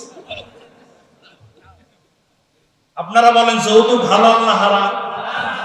মোটরসাইকেল নিয়েছেন শ্বশুরের কাছে, অনেক পিতা আছে দেখবেন কষ্ট করে টাকা জোগাড় করতে পারে না, আছে না? ওই ছেলে নাকি পালসার গাড়ি ছাড়া বিয়ে করবে। আমি বলেছি হুজুর যদি গাড়ি এত পছন্দ হয় তাহলে মেয়ে বিয়ে করার কি দরকার? তো পালসার বিয়ে করে ঘুমায় থাকবে। কথা বলে না কেন? কুকুরের গোশত খাওয়া যেমন হারাম, শুকুরের পায়খানা খাওয়া যেমন হারাম, শ্বশুরকে চাপ দিয়ে 10 টাকা আদায় করা একই রকম হারাম। তুমি কি ফকির? তুমি যৌতুক নাও বলে তোমার আত্মমর্যাদা বোধ হারিয়ে যাবে। কথা বলে না কেন? বেশি লাফাইলে বলে লাফাইস না, মোটরসাইকেল আমার বাপে দিছে। কথা বলে না কেন? তুমি কি ভিক্ষা নিবা শ্বশুরের কাছে? টাকা নিবা না, সারা জীবন বীরের বেশে থাকবা। কথা কয় না কেন? আর শ্বশুর তো দিবেই, এমনিতে দেয় না। খুশি হয়ে গোটা দুনিয়া যদি দেয় কোনো অসুবিধা আছে? কথা কয় না, অসুবিধা আছে? কিন্তু জোর করে দাবি করে আদায় করব। কে কে রাজি? আল্লাহকে হাত তুলে দেখান তো এবার। মাশাআল্লাহ, লিল্লাহি তাকবীর। বিবাহিতরা তুলছে, কোনো অসুবিধা নেই, ও ছেলে মেয়েদেরকে নেওয়া হবে না। কথা কয় না কেন? যৌতুক বিরোধী আল্লাহ এই হারাম থেকে আমাদেরকে মুক্ত রাখো, বলেন আমিন। আর মায়েদেরকে বলছে শোনেন, আল্লাহ যৌতুক হারাম করেছেন, মহারণা ফরজ করেছেন। কথা কয় না কেন? কিন্তু বর্তমান যুগে যে বেপরদায় চলা শুরু হয়েছে মেয়েদের, অনেকে বোরখা পরে ঠিকই, কিন্তু এমন স্টাইলিশ বোরখা, সুবহানাল্লাহ, আছে না? আরে ভাই, বোরখা তো পরবা যাতে করে তোমাদেরকে ছেলেরা না উত্তক্ত করে, তোমার দিকে না তাকায়। এমন বোরখা পরবা যাতে তোমার খালা আম্মা মনে হয়। কথা কয় না কেন? কিন্তু তুমি এমন স্টাইলিশ বোরখা পরো, যুবকরা হাঁ করে তাকায় আছে। তো যেই বোরখা পরলে তোমার প্রতি যুবকেরা আকর্ষিত হয়, ওটা তো বোরখা না, ওটা সর্বোচ্চ ফ্যাশন হতে পারে। কথা কন না কেন ভাই? ভালো করে বুঝবেন। একটা হাদিস শোনেন, ওই হাদিস আমি এখন শেষ করি নাই, ওটার ফিনিশিং আমি দেব। আমি লন্ডন যাই, আমেরিকা যাই, থাইল্যান্ডে যাই, আমি আবার ফিনিশিং জায়গা মতো নিয়ে আসবো। কথা বুঝেন না? না হলে তো আমি বক্তা হইতে পারতাম না। কথা বুঝতে পারছেন? ওটার প্রেক্ষিতে আরেকটা বলছি, রাসূল বলেছেন 3 শ্রেণীর মানুষ আছে যাদের জন্য আমার আল্লাহ জান্নাতকে হারাম করে দিয়েছেন। নাউজুবিল্লাহ, একটু আসতে বলেন। আল্লাহ যদি জান্নাত হারাম করেন, যাওয়ার কোনো পথ আছে? কথা বলে না, পথ আছে। সালাসাতুন কদ হারামাল্লাহু আলাইহিল জান্নাহ। এই হাদিসটা বললে অনেকের একটু রাগ হইতে পারে। আমি কি বলবো? হ্যাঁ বলবো? আলহামদুলিল্লাহ। অনেক ইমাম সাহেব আছে মসজিদে, একটু হক কথা বলতে চায় না, কারণ সুদের ওয়াজ করবে কেমনে? বাংলাদেশে অনেক দায়িত্বশীল আছে যারা নিজেই সুদ খায়। কথা বেনা আছে না? ইমাম সাহেব চিন্তা করে, আল্লাহ সুদের ওয়াজ যদি করি চাকরি তো টিকবে না। আমি বলি, ইমাম সাহেব একটু হক কথা বলো, কারণ পৃথিবীতে যারা হক কথা বলে তাদের ইজ্জত আল্লাহ বাড়ায় দেয়। কথা বলবে ঠিক না? সালাসাতুন কদ হারামাল্লাহু আলাইহিল জান্নাহ। তিরমিজি হাদিস, রাসূল বলেছেন 3 শ্রেণীর মানুষের জন্য আমার আল্লাহ জান্নাতকে হারাম করেছেন। নাম্বার 1, মুতমাইন্নুল খামর, যারা নিয়মিত নেশাদার দ্রব্য পান করে, মদ পান করে। 2 নাম্বার দায়ুস, দায়ুসের জন্য জান্নাত হারাম। দায়ুস কারা?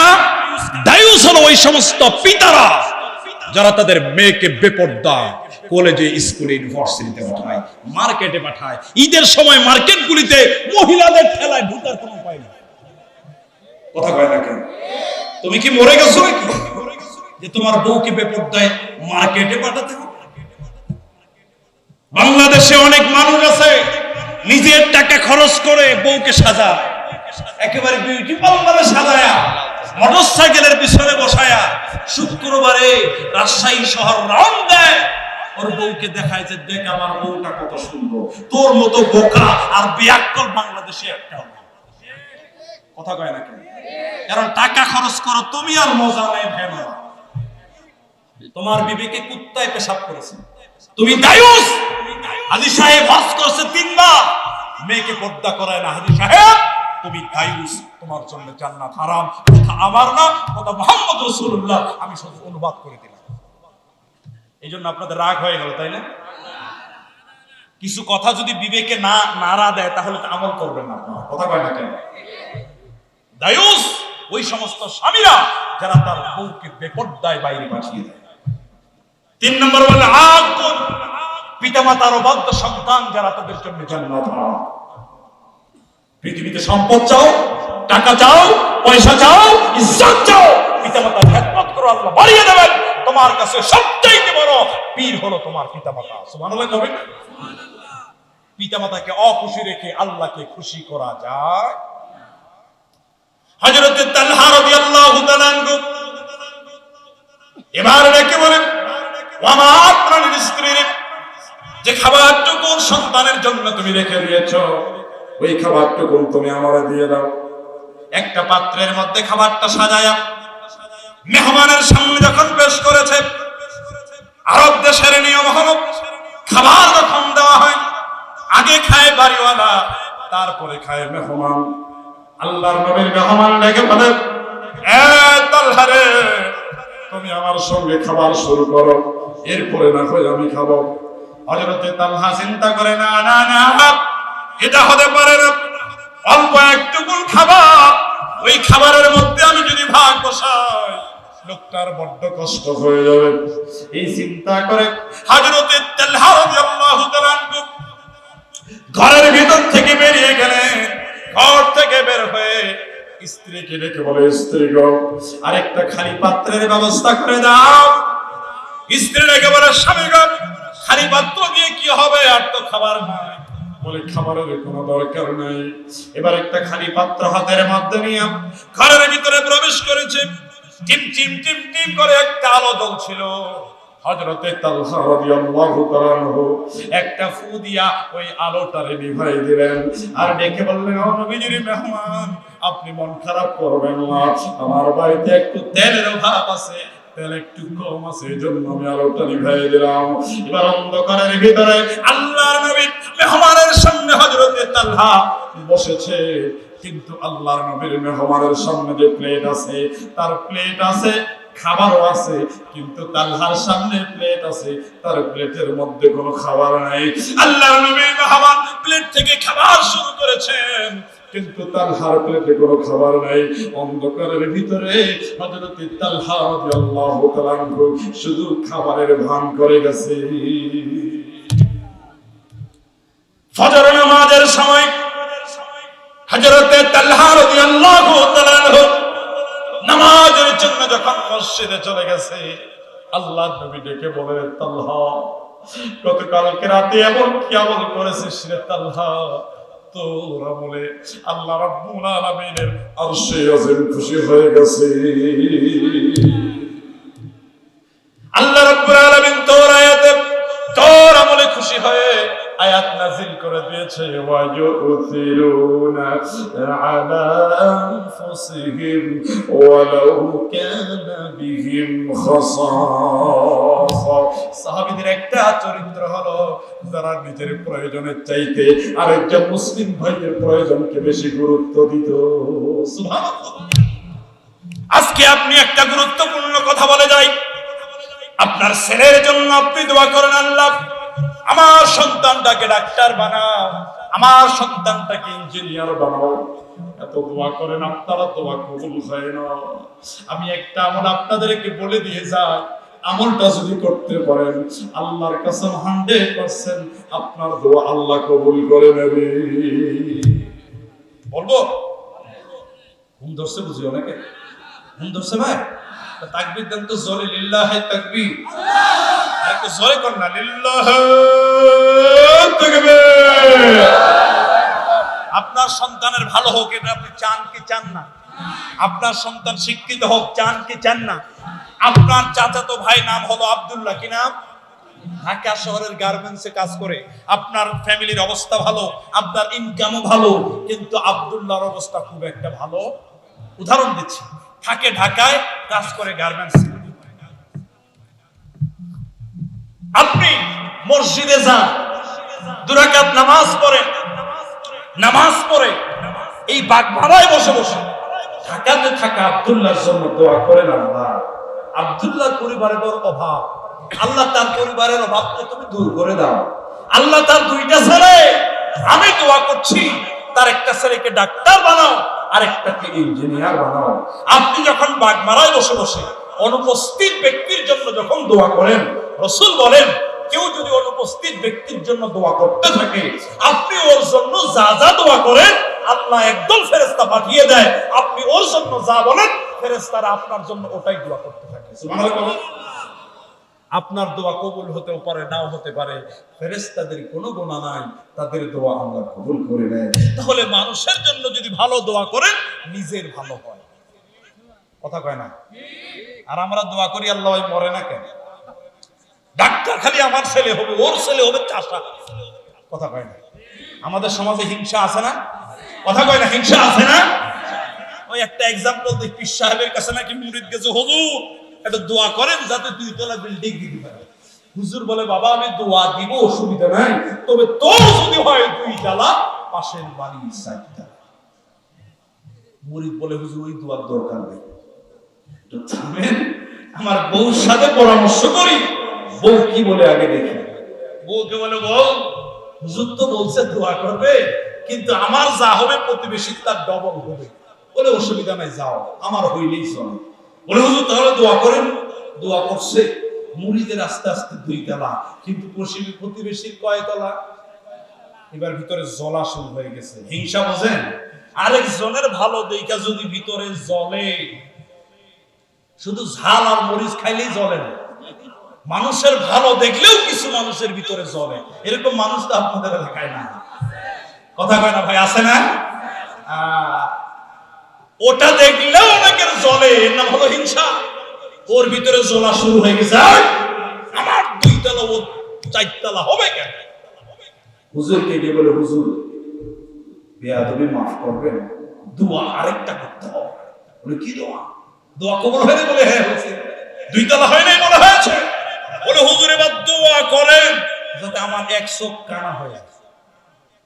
হুজুর বলে এটা আবার কোন দোয়া? আমি দেখছি আপনি যা দোয়া করেন আমার যা হয় প্রতিবেশীর তার ডবল হয়। আপনি যদি দোয়া করেন আর আমার 1 চোখ যদি কানা হয়, প্রতিবেশী যা আছে সব কানা হয়ে যাবে। হিংসা বিদ্বেষ অন্তরে রাখা যাবে? জান্নাতি বান্দাদের সূরা আলে ইমরানের 134 নম্বর আয়াতে আল্লাহ 3টা স্পেশাল কোয়ালিটি দিয়েছেন। তার মধ্যে একটা হচ্ছে আল্লাযীনা ইউনফিকুনা ফিস সাররাই ওয়াদ দাররা। যারা জান্নাতে হবে তাদের একটা কোয়ালিটি হবে, তারা যখন ধনী অবস্থায় থাকবে তখন যেমন দান করবে, গরীব যখন হবে তখনও দান করবে, মানে এবিলিটি অনুযায়ী দান করবে। গরীব হলে 10 টাকা দেবে, ধনী থাকলে 10,000 দেবে, কিন্তু দান করা বন্ধ করবে। ওয়াল কাযিমিনাল গায়ব, তারা রাগকে সংবরণ করবে। আপনার বউ একটা বেয়াদবি করছে, একটা থাপ্পড় বসাই দিতে পারতেন, কিন্তু দিলেন না। রাগকে সংবরণ করলেন, আপনি জান্নাতি। সুবহানাল্লাহ কবেন? ওয়াল আফিনা আনিন নাস, তারা মানুষকে maaf করতে থাকবে।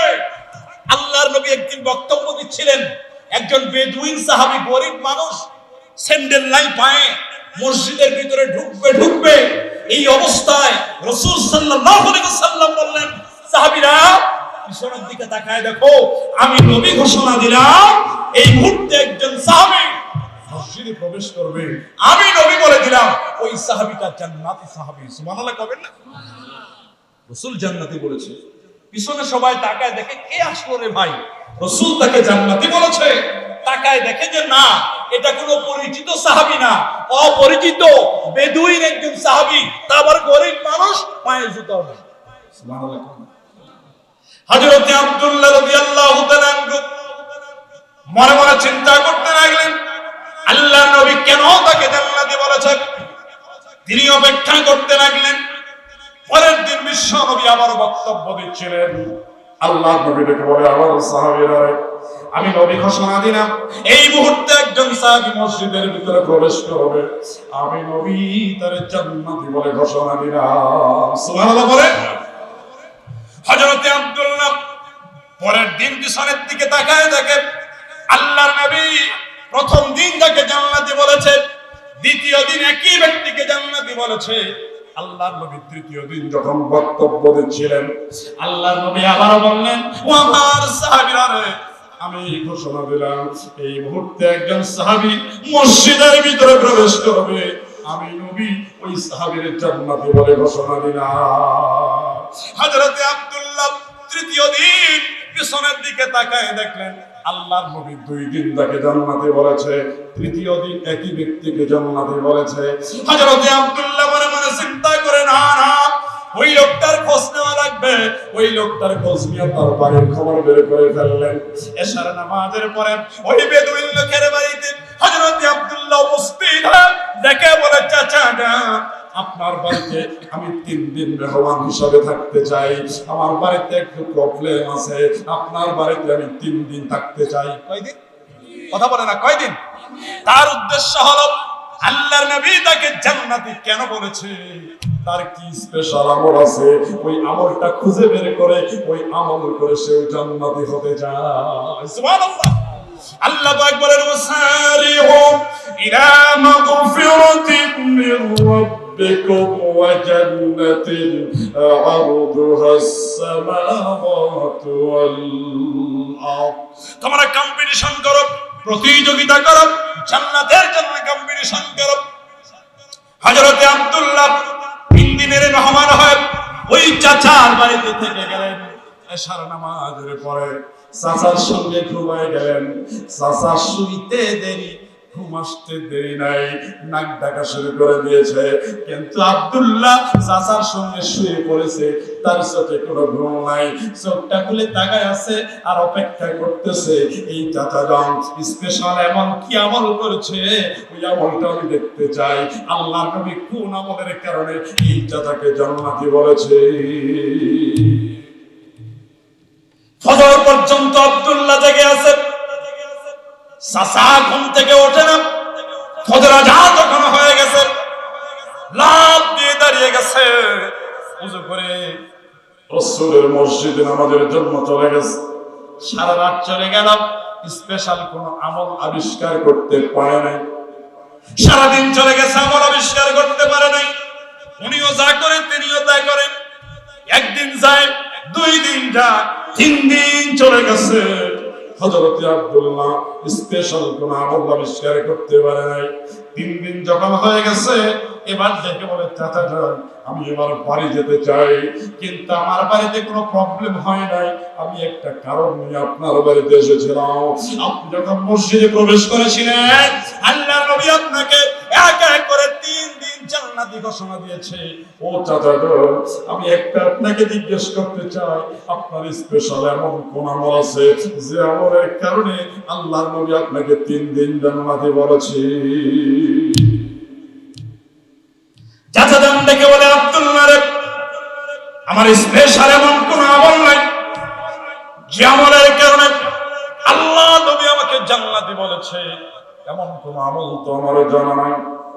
আব্দুল্লাহ মনটা খারাপ করে মাথাটা নিচু করে যখন বিদায় নিচ্ছিলেন, হঠাৎ করে ডেকে বলে, আব্দুল্লাহ একটু দাঁড়াও, আমার নবী আমাকে জান্নাতি কোন কারণে বলেছে আমি জানি না, তবে একটা কারণ এটাও হতে পারে, আমি যখন রাতের বেলায় ঘুমোতে যাই, বিছানার সঙ্গে যখন আমি পিঠ লাগাই, এই যে আমার অন্তরের দিকে তাকায় দেখো, আমার অন্তরের মধ্যে কোনো হিংসা, কোনো বিদ্বেষ, কোনো মানুষের প্রতি কোনো রাগ কোনোটাই রেখে দেই না। আমাকে কেউ গালি দিলে, আমাকে কেউ গালি দিলে, লাঞ্ছিত করলে, অপমান করলে, খারাপ ব্যবহার করলেও আমি যখন ঘুমোতে যাই আমার অন্তরে কোনো কিছুই রেখে ঘুমাই না, সবাইকে মাফ করে দিয়ে আমি বিছানায় ঘুমোতে যাই। এজন্যই হয়তো আল্লাহর নবী আমাকে জান্নাতি বলেছে। আল্লাহ পাক বলেন, ওয়াল আফিনা আনিন নাস, যারা জান্নাতি হবে তারা মানুষকে মাফ করতে থাকবে। সুবহানাল্লাহ পড়বেন না? আর আমরা মাফ করতে চাই, শুধু প্রতিশোধ আর প্রতিশোধ, কথা কয় না, প্রতিশোধের খেলায় আমরা মেতেছি, এই জন্য আমাদের আজকে দুরবস্থা। মাফ করে দেন, আল্লাহ আপনাকে মাফ করবেন, কথা কয় না, ঠিক না? তাহলে ইমানের থার্মোমিটার দিয়েছিলাম 3টা, ধরে কোন কয়টা? একটা হলো আইয়াকুনাল্লাহু ওয়া রাসূলুহু আহাব্বা ইলাইহা মিম্মা সিওয়াহুমা, এই দুনিয়ার সব কিছুর চাইতে আল্লাহ এবং তার রাসূলকে বেশি ভালোবাসা লাগবে। রাজি আছেন না নাই? ভালোবাসা কি মুখে মুখে নাকি কাজে? ভালোবাসবেন যাকে, আদর্শ মানবেন তার। কথা কয় না ঠিক কি না? 2 নম্বর, ওয়া আইয়ুহিব্বাল মারআ লা ইউহিব্বুহু ইল্লা লিল্লাহ। ঈমানের মজা যদি কেউ পেতে চায়, খাঁটি ঈমানদার যদি কেউ হতে চায়, সে যখন কাউকে ভালোবাসবে আল্লাহকে পাওয়ার জন্যই ভালোবাসবে। সুবহানাল্লাহ কবেন না? কারো সাথে শত্রুতা যদি কেউ করে, আল্লাহকে পাওয়ার জন্যই শত্রুতা করবে। মানে আল্লাহর শত্রু যারা হবে তাদেরকে সে শত্রু মনে করবে, আল্লাহর বন্ধু যারা হবে তাদেরকে তারা বন্ধু বানাবে। ঠিক কি না? আমাদের ভালোবাসা সবই যেন হয় মহান রবের জন্য, রাগ ক্ষোভ ঘৃণা গুলো তাও যেন হয় শুধু প্রভু তোমারই জন্য। ভালোবাসি বাসি ভালো, ভালোবাসি প্রভু তোমাকে।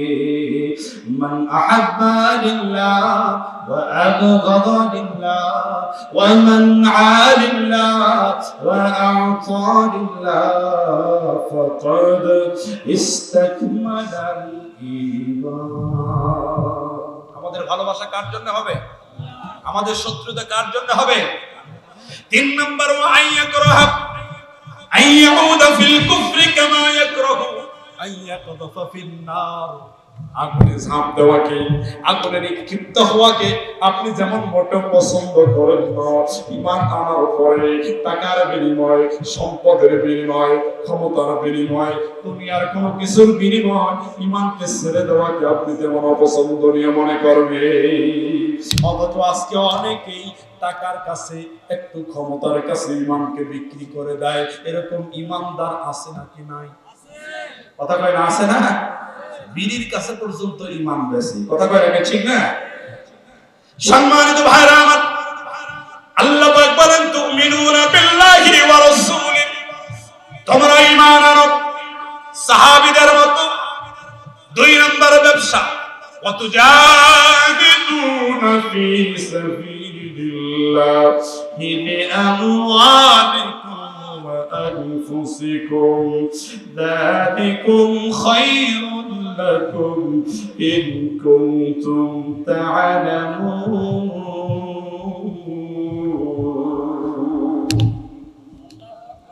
ওয়া তুজাহিদুনা ফি সাবিলিল্লাহি বিআমওয়ালিকুম ওয়া আনফুসিকুম। 2 নম্বর ব্যবসা হলো তোমরা আল্লাহর রাস্তায় দান করো। আগে মাল, এরপরে জান। আগে কি? কথা বলে না, আগে কি? সাউন্ড আরো কমতেছে কেন ভাই? ব্যাটারি ভোল্টেজ নাই নাকি? আইসক্রিম বিক্রি করা মাইক, হ্যাঁ 2 ঘন্টা ধরে এই মাইকে আমি কথা বলতেছি, কাজ হবে না। এটা তো ভিডিওর মাইক। তোমরা আল্লাহর রাস্তায় জিহাদ করো, আগে মাল পরে জান। আগে কি? কথা বলেন, আগে কি? আচ্ছা, আমরা যদি সঠিক মতো যাকাত দিতাম, এই বাংলাদেশে গরিব থাকতো? কথা বলে না, গরিব থাকতো? বাংলাদেশের 11 জন শীর্ষ ধনী আছে। কয়জন? গত রমজানে এই সমীক্ষাটা হয়েছে। 11 জন শীর্ষ ধনী, যাদের অর্থে সম্পদের পরিমাণ হলো 1,16,900 কোটি টাকা। কত টাকা? 1,16,900 কোটি।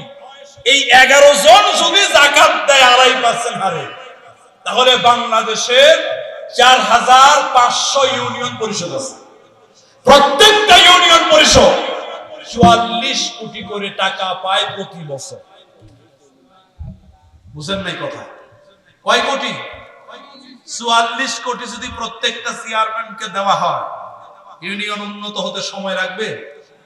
অনেকে মনে মনে চিন্তা করে, হুজুর ইউনিয়ন উন্নয়ন হবে কি? চেয়ারম্যান নিজে উন্নয়ন করবে। এরকম চেয়ারম্যান বাংলাদেশে আছে না? ইউনিয়ন গল্লায় জায়গা, নিজের উন্নয়ন আগে হবে। আজকে আমরা যদি দেশপ্রেমিক হতে পারতাম, আজকে অনেকের টাকা বাজেয়াপ্ত করছে কানাডায়, অনেক নেতা আমেরিকায় বাড়ি, কানাডায় বাড়ি, এরপরে সিঙ্গাপুরে বাড়ি। আমি বললাম নেতাজি এত বাড়ি দিয়ে কি হবে? বলে হুজুর অবস্থা ভালো না, খারাপ হলে আমেরিকায় যাব, আমেরিকার সমস্যা লন্ডনে যাব, লন্ডনের সমস্যা কানাডায় যাব। আমি বললাম শোনো, আমেরিকা, লন্ডন, কানাডা, সিঙ্গাপুর সব জায়গায় কিন্তু আজরাইল যায়। কথা কয় না কেন? সিঙ্গাপুরে যারা যায় এরা কি মরে না? কথা কয় না কেন? মরে না। মাউন্ট এলিজাবেথ সিঙ্গাপুর পৃথিবীর একটা বিখ্যাত হসপিটাল। ওই মাউন্ট এলিজাবেথ সিঙ্গাপুরে যারা চিকিৎসা করতে যায় এরা কি গরিব মানুষ? কথা কয় না? গরিব মানুষ। টাকা তো আর জায়গা নাই, তো যাবে কোথায়? আর আল্লাহ এমন অসুখ দিয়েছে ওর বাংলাদেশের চিকিৎসা নাই। কথা কয় না কেন? ওখানে যাওয়ার পরে ডাক্তার বলে দিয়েছে, স্যার আপনার এমন অসুখ হয়েছে কিচ্ছু খাওয়া যাবে না। কথা কয় না? খালি ফলের রস খাবেন আর মুরগির জুস খাবেন, তাও তেল লবণ দেওয়া যাবে না। সামনে দিয়ে পোলাও যায়, বিরিয়ানি যায়, গরু যায়, খাসি যায়, মুরগি যায়, ওহা করে তাকায় আছে। ডাক্তার কয় খবরদার, দেখবা কিন্তু খাবা। আপনারা আমাকে বলেন, ওর যদি 10,000 কোটি টাকাও থাকে, ওই টাকার কোনো দাম আছে? কথা কয় নাকি? দাম আছে। অনেক নেতা আছে টাকা মারছে, রাস্তার হজ করে সৌদি আরবে। কাবার গেলাম ধরে দোয়া করে, আল্লাহ জীবনে অনেক টাকা মারছে, এবারের জন্য মাফ করে দাও। আল্লাহ কয় তুই টাকা মারিস বাংলাদেশে, মাফ চাই সৌদি আরবে। এমন হাজি সাহেব বাংলাদেশে আছে, 5 বার হজ করছে। হজ করার পরে জমি যা আছে সব জমি তার ছেলেদেরকে লিখে দেয়, আর মেয়েদেরকে শুধু দোয়া দেয়। কথা কয় নাকি ভাই? এরকম হাজি সাহেব আছে না? হাজি সাহেব আপনি শুধু মেয়েকে দোয়া দিবেন কেন? লিযযাকারি মিসলু হাযযিল উনসায়াইন। কোরআন বলে তোমার ছেলে যা পাবে মেয়ে তার অর্ধেক পাবে। অর্ধেক না দাও, যতটুকু পারো দিয়ে অন্তত মাফ চাও। মারে আর পারলাম না, মাফ করিস। ওই মেয়ে যদি তোরে মাফ না করে 50 বার হজ যদি করে আসো, কিয়ামতের দিন আল্লাহর আদালতে তোমার আসামির কাঠ ধরে দাঁড় করানো হবে। কথা কম না একটু জোরে, নাকি রাগ করতেছেন আপনারা? তাহলে হকুল ইবাদ যেটা বান্দার হক, এটা কিন্তু বান্দা মাফ না করলে আল্লাহ মাফ করবে না। আপনি নামাজ পড়েন নাই, আপনি কি বলে মদ খেয়েছেন, আপনি জিনা করেছেন, এটা হকুল আল্লাহর হক। আল্লাহর কাছে মাফ চাইলে আল্লাহ মাফ করতেও পারে। কথা কোন ঠিক না? কিন্তু আমার টাকা মেরে আপনি হজে যাবেন, আমি মাফ না করলে আল্লাহ মাফ করবে না। কথা কোন ঠিক না?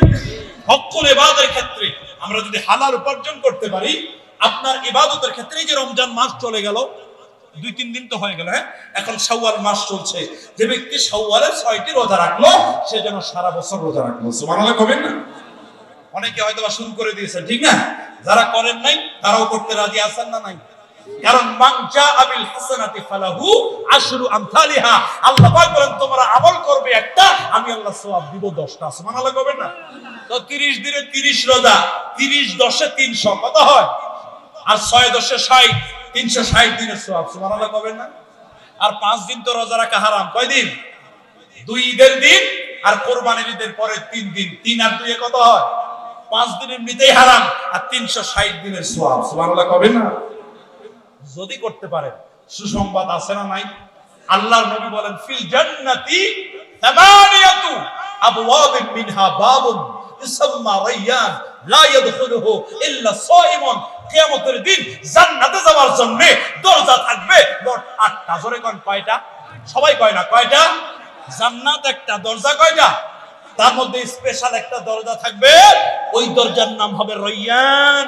লা ইয়াদখুলুহু ইল্লা সায়িমুন। এই রোজাদাররা ছাড়া ওই জান্নাত দিয়া কেউ জান্নাতে যেতে পারবে না। সুবহানাল্লাহ কবেন না? সুবহানাল্লাহ আরো জোরে বলতেন যদি বুঝতেন। এবার একটু বুঝাই আমি, শোনেন। আমাদের জাতীয় সংসদ ভবন আছে না নাই? কথা কয় না ভাই, আছে না? ওখানে আপনারা গেছেন? কেউ দেখতে গেছেন না? অনেকে। আগে তো ভিতরে ঢোকা যায়, আমি 2 বার ভিতরে ঢুকছি। ওখানে যারা ভিতরে যায় পার্লামেন্ট মেম্বার হয়, ও ভোট পাইয়াই যাক আর ভোট না পাইয়াই যাক, ভিতরে যাওয়ার পরে তো সম্মানিত হয়। কথা কয় না? হয় না? শপথ বাক্য পড়ানোর পরে সম্মানিত হয়। পার্লামেন্টের ভিতরে প্রবেশ করবার জন্য অনেকগুলি দরজা আছে। আমি একটা এক্সাম্পল দিচ্ছি। তার মধ্যে বাম সাইডে স্পেশাল একটা দরজা আছে। ওই দরজার উপরে লেখা আছে only for speaker, prime minister and president this door. এই দরজাটা শুধুমাত্র 3 জন ব্যক্তির জন্য। কয়জন? কথা বলে না, কয়জন? স্পিকার, প্রধানমন্ত্রী, প্রেসিডেন্ট। পার্লামেন্ট মেম্বার যারা সংসদ সদস্য ওরা সবাই সম্মানিত হয় ভিতরে, কিন্তু স্পেশাল সম্মান কয়জনের? কথা কয় না বাবা, কয়জনের? কিয়ামতের দিন জান্নাতি বান্দা যারা হবে ওরা সবাই সম্মানিত হবে, কিন্তু সিয়াম পালন করবার জন্য যারা জান্নাতি হবে তাদের স্পেশাল মর্যাদা দিয়ে স্পেশাল দরজা তৈরি করে আল্লাহ ওদেরকে সম্মানিত করবে। সুবহানাল্লাহ কবেন না? তাহলে বাকি 6টা রাখবেন নাকি রাখবেন না? কথা কয় না, রাখবেন না? ভালো করে বলেন, সিয়ামের জন্য স্পেশাল দরজা কেন? কারণ আছে না নাই? কারণটা বললে কি রাগ করবেন না খুশি হবে? বলবো কারণটা একটু বলে দেব। কারণটা হলো এই পৃথিবীতে যত ইবাদত আছে সব ইবাদতের দিক হলো 2টা। কয়টা? আপনাদের কষ্ট হচ্ছে আমি জানি, কারণটা বললে শেষ করব। বসতে এতক্ষণ বসা কষ্ট আমি জানি। শোনেন, প্রত্যেকটা ইবাদতের 2টা দিক শিক্ষার আছে, ভালো করে বোঝেন। কয়টা? একটা বাইরের, একটা ভিতরের, একটা বাহ্যিক, একটা আভ্যন্তরীণ। যেমন সালাত, নামাজ, নামাজের 2টা দিক। কয়টা? একটা বাইরের দিক। যেমন অনেক মানুষ আছে দেখবেন, অনেক নেতা, আমার এলাকায় আপনাদের এলাকায় না, অনেক নেতা আছে এমনি নামাজ পড়ে না, নেতা মঞ্চে বক্তৃতা দিচ্ছে, হঠাৎ আসর আযান হয়ে গেছে, এখন ও চিন্তা করে আল্লাহ এখন যদি নামাজ না পড়ি পাবলিকে কি বলবে, উযু আছে কিনা আল্লাহ আছে না। অনেক নেতা দেখবেন জীবনেও মাথায় টুপি দেয় না, যেই নির্বাচন আসছে টুপি মাথা থেকে খোলে না। কথা কয় না ভাই? তাহলে ওই টুপিটা কি ভোট চাওয়ার জন্য না আল্লাহর জন্য? কথা কয় না, কিসের জন্য? চাচা তেলের দোকান করে, তেলের মধ্যে ভেজাল দেয়, মাথার মধ্যে আবার টুপিও পরে। জিজ্ঞাসা করা হলো, চাচা এত সুন্দর টুপি, টুপি পরে ভেজাল দিচ্ছেন কেন? টুপিটা করেন। চাচা ভিতর থেকে আরেকটা টুপি বের করে দেখায়, ভাতিজা এই যে দেখ, এটা হলো নামাজ পড়া টুপি, এটা হলো তেল বিক্রি করা টুপি। এরকম ধান্দাবাজ বাংলাদেশে আছে না? কথা কয় না ভাই, আছে না? তো মাদ্রাসার প্রিন্সিপাল ঘোষণা করছে, ছেলেরা যারা ফজরের নামাজের জামাত পাবে না, লিল্লাহ বোর্ডিং তো, তাদের সারাদিন খানা বন্ধ। এখন কিছু দুষ্ট ফলাফল 2-1টা আছে না? ওরা চিন্তা করে আল্লাহ এমনি জামাত পাই আর না পাই ফজরটা তো পড়া লাগবে, কারণ ফজর গেলে সারাদিন খানা বন্ধ। ওরা এমনি পড়ুক না পড়ুক ফজরের সময় হাজির। একদিন ওরা নামাজ পায় নাই, প্রিন্সিপাল চিন্তা করে একটু দেখে আসে তো কারা কারা নামাজ পায় নাই। ভিতর থেকে আওয়াজ আসতেছে, আল্লাহু আকবার, সামিআল্লাহু লিমান হামিদা, আল্লাহু আকবার। রমজান মাস তো, এখন প্রিন্সিপাল জানালার ফাঁক দিয়ে মনে করে চিন্তা করে দেখি ওরা মানে জামাত পায় নাই, ভিতরে জামাত করতেছে। জানালার ফাঁক দিয়ে ক্যামেরা দেখে খেতার ভিতরে থেকে মন বের করে, আল্লাহ, এরা কি ভাত খাওয়ার জন্য তাকবীর দেয় না আল্লাহর জন্য? তাহলে এক একজন এক এক উদ্দেশ্যে ইবাদত করতে পারে। আবার আপনি আল্লাহকে দেখানোর জন্য শুধু আল্লাহর জন্য নামাজ আদায় করতে পারেন। কথা কয় না, ঠিক না? মানুষের জন্য করতে পারেন, আল্লাহর জন্য করতে পারেন। আপনি যাকাত নামের জন্য দিতে পারেন, আবার আল্লাহর জন্য দিতে পারেন। হজ আপনি আল্লাহকে খুশি করার জন্য করতে পারেন, আবার আল্লাহ লেখার জন্য করতে পারেন। কথা কোন লাগে? পৃথিবীতে একমাত্র ইবাদত সিয়াম, রোজা। কোন পাগল মানুষকে দেখার জন্য 14 ঘন্টা না খেয়ে থাকবে না, থাকবে নাকি? আপনার যদি বেশি পিপাসা লাগে ঘরে যাবেন, এক গ্লাস পানি খাবেন, মুখ মুছে আবার বের হয়ে যাবেন, কেউ দেখবে না, কেউ টেরও পাবে না, আবার সুন্দর করে ইফতার করতে পারবেন। কিন্তু আপনারা তো খান না। খান না? যারা কথা কয় না তারা খান? আপনারা খান?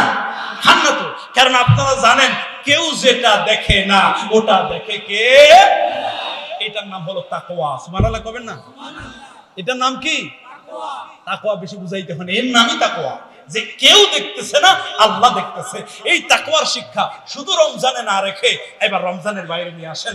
আপনার চাকরি বাকরি, আপনার সেক্রেটারিয়েট, আপনার অফিস আদালত, সব জায়গায় এই তাকওয়া ছড়িয়ে দেন। ঘুষ নেওয়ার সময় মনে মনে চিন্তা করবেন কেউ দেখে না, আল্লাহ দেখে। জেনা করার সময় চিন্তা করবেন কেউ দেখে না, আল্লাহ দেখে। অন্যায় করার সময় চিন্তা করবেন কেউ দেখে না, আল্লাহ দেখে। ওই রমজানের শিক্ষা পুরো জীবনটাকে ছড়িয়ে দিতে পারলে আপনার জীবনটা রমজানময় হবে আর মৃত্যুটা জান্নাতময় হবে। সুবহানাল্লাহ কবেন না? তাকওয়া বুঝতে পারছেন আপনারা? কথা বলেন, বুঝতে পারছেন? তাকওয়া কি গাছে ধরে না অর্জন করতে হয়? অর্জন করতে হয়। ওই রমজান কিন্তু শিখাই দিছে আমাদেরকে। কিন্তু অনেক মানুষ আছে রমজানে যাই তাই, যেই রমজানটা গেল এমন ডিজে পার্টি দিয়ে গান শুরু করে। সুবহানাল্লাহ। আপনাদের এলাকায় তো এগুলি নাই? পহেলা বৈশাখ আপনারা পালন করেন, ঠিক আছে, কিন্তু হিন্দু আনা সংস্কৃতি দিয়ে মুসলমান পহেলা বৈশাখ পালন করতে পারে না। কথা কম রাখেন, ঠিক না? মনে রাখবেন, আপনি আগে মুসলিম, এরপরে বাঙালি। আগে কি? কথা বলে না ভাই, আগে কি? মুসলিম। মুসলিমদের বিধান লঙ্ঘন হয় এরকম কোন কাজ মুসলমান করতে পারে? আপনাকে পহেলা বৈশাখেই আমরা বাঙালি ঠিক আছে, 10 দিন পরে যদি জিজ্ঞেস করেন বৈশাখের কত তারিখ, 90% লোক বলতে পারবে। কথা কয় না ভাই? ইংরেজি কিন্তু ঠিকই বলতে পারবে, কিন্তু বাংলাটা বলতে পারবে না। কারণ আমরা বাঙালি বছরে একদিন হই, বাকি দিনে ইংরেজি হই অথবা হিন্দি হই। কথা কয় না? সম্মানিত ভাইরা আমার, সুতরাং এই শাওয়াল মাসে আমাদের কর্তব্য হলো রমজানের তাকওয়াটাকে পুরো শাওয়ালে কার্যকর করা এবং শাওয়ালের 6টি রোজা রেখে পুরো বছরটা আমরা রোজার সওয়াব পেতে চাই। চাই কি চাই না? আল্লাহ যেন আমাদেরকে কবুল করেন, আমরা বলি আমিন।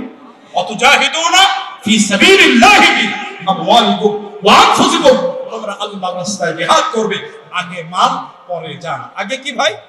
অনেক পাবলিক আছে জানের চাইতে মালকে বেশি ভালোবাসে, জান যায় যাক টাকা দেব না, এরকম পাবলিক আছে না? কথা বলেন আছে না? আপনি যত টাকাই অর্জন করেন, আমি বললাম যে বাংলাদেশের 11 জন ধনী যদি যাকাত দেয় তাহলে প্রত্যেকটা ইউনিয়ন কয় কোটি টাকা পাবে? মাশাআল্লাহ 44 কোটি। কয় কোটি? বাংলাদেশে 1,22,000 মানুষ আয়কর দেয়, আয়কর। যেই 1,22,000 মানুষ যাকাত দেওয়ার যোগ্য, এরা যদি যাকাত দিত আরো 13 কোটি করে টাকা যোগ হইতো। 44 আর 13 কত হয়? 57 কোটি। 57 কোটি প্রতি বছর এক একটা ইউনিয়ন যদি পায়, ওই ইউনিয়নে গরিব থাকা তো দূরের কথা, ডিজিটাল বাংলাদেশ হতে 1 বছরও সময় লাগবে না। এরকম পদ্মা সেতু প্রতি বছর একটা করে বানানো যাবে, এই বাংলাদেশ দুর্নীতি মুক্ত হয়ে যাবে, এই বাংলাদেশ অন্যায় মুক্ত হয়ে যাবে। সুতরাং বাংলাদেশকে ডিজিটাল করতে হলে, উন্নত করতে হলে, দারিদ্র দূরীকরণ করতে হলে সুদ ভিত্তিক অর্থ ব্যবস্থা নয়, যাকাত ভিত্তিক অর্থ ব্যবস্থাই করে এদেশকে ডিজিটাল বানাতে। জোরে বলেন ঠিক কি না? আল্লাহ আমাদেরকে বুঝার তৌফিক দান। জোরে বলেন আমিন। আরেকটু জোরে বলেন আমিন। আমরা যদি আল্লাহর রাস্তায় জান করতে পারি, জানার মান দিতে পারি, সাহাবীদের মতো ঈমান আনতে পারি, আল্লাহ আমাদেরকে অফার দিয়েছেন ওয়া ইয়াগফির লাকুম যুনুবাকুম। ইয়াগফির শব্দটা আরবিতে মুদারিস সিগা, এখানে দুইটা কাল পাওয়া যায়, প্রেজেন্ট এন্ড ফিউচার, হাল এবং মুস্তাকবিল, বর্তমান এবং ভবিষ্যৎ। আল্লাহকে ঈমান যদি সাহাবীদের মতো আনতে পারো, আমার রাস্তায় দান করতে পারো, তোমরা গুনাহ করতে থাকবে, আমি আল্লাহ maaf করতে থাকবো। সুবহানাল্লাহ কবেন না? ওয়া ইউদখিলকুম, আমি তোমাদেরকে প্রবেশ করাবো এমন একটি জান্নাতে, মাথালুল জান্নাতিল্লাতী উইদাল মুত্তাকুন, যেই জান্নাতের তলদেশে রয়েছে দুধের নহর, ফিহা আনহারুম মিন মাইন গায়রি আসিন ওয়া আনহারুম মিন লাবানিন লাম ইয়াতাগায়্যার তা'মুহু ওয়া আনহারুম মিন খামরিন লাযযাতিন লিশারিবিন ওয়া আনহারুম মিন আসালিন মুসাফফা। যে জান্নাতের তলদেশে দুধের নহর, শরাবের নহর, পানির নহর, স্বচ্ছ পানির নহর, মধুর নহর। আল্লাহ পাক বলেন ওই জান্নাত তোমাদের জন্য আমি তৈরি রেখেছি, দুইটা কাজ যদি করতে পারো ওই জান্নাতে আমরা যেতে চাই কি চাই না? আল্লাহ যেন আমাদেরকে কবুল করেন, আমরা বলি আমিন। আরেকটু জোরে বলেন আমিন। শেষ কথা, যেহেতু গভীর রাত হয়ে গেছে, আমরা একটু ফজর নামাজ ছেড়ে দেব না। রাজি আছে তো ভাই? আমি যদি আমার ওয়াজের জন্য ফজর নামাজ আপনারা কাজা করেন, আল্লাহ কিন্তু আমারে ধরবে যে এত রাত পর্যন্ত ওয়াজ করছিলি কেন? কথা কয় নাকি? এজন্য আমি অনুরোধ করবো আপনাদেরকে, আমরা একটু ফজর নামাজ ছেড়ে দেব। 2 নম্বর, আমার জন্য দোয়া করতে রাজি আছেন তো? এই যে আপনারা ওয়াজের পর এখন ঘুমাবেন আর আমি রওনা দেব। রাতের বেলায় কষ্ট আছে না নাই? রাতের বেলায় রাস্তায় কেউ নাই ভাই, কিছু কুত্তা দেখা যায়, কিছু পুলিশ দেখা যায়, আর বক্তার কিছু গাড়ি দেখা যায়। কুত্তা, বক্তা আর পুলিশ ছাড়া কেউ নাই। অত্যন্ত কষ্ট করে আমাদেরকে জার্নি করতে হয়, ঘুম মারতে হয়, প্রতিদিন অনেক জার্নি করতে হয়। এজন্য যারাই কোরআনের কথা বলে আমরা সকলের জন্য দোয়া করব। রাজি আছেন তো? আল্লাহ যেন আমাদের কথাগুলিকে কবুল করেন, বিশ্বময় কোরআনের কথাগুলিকে ছড়িয়ে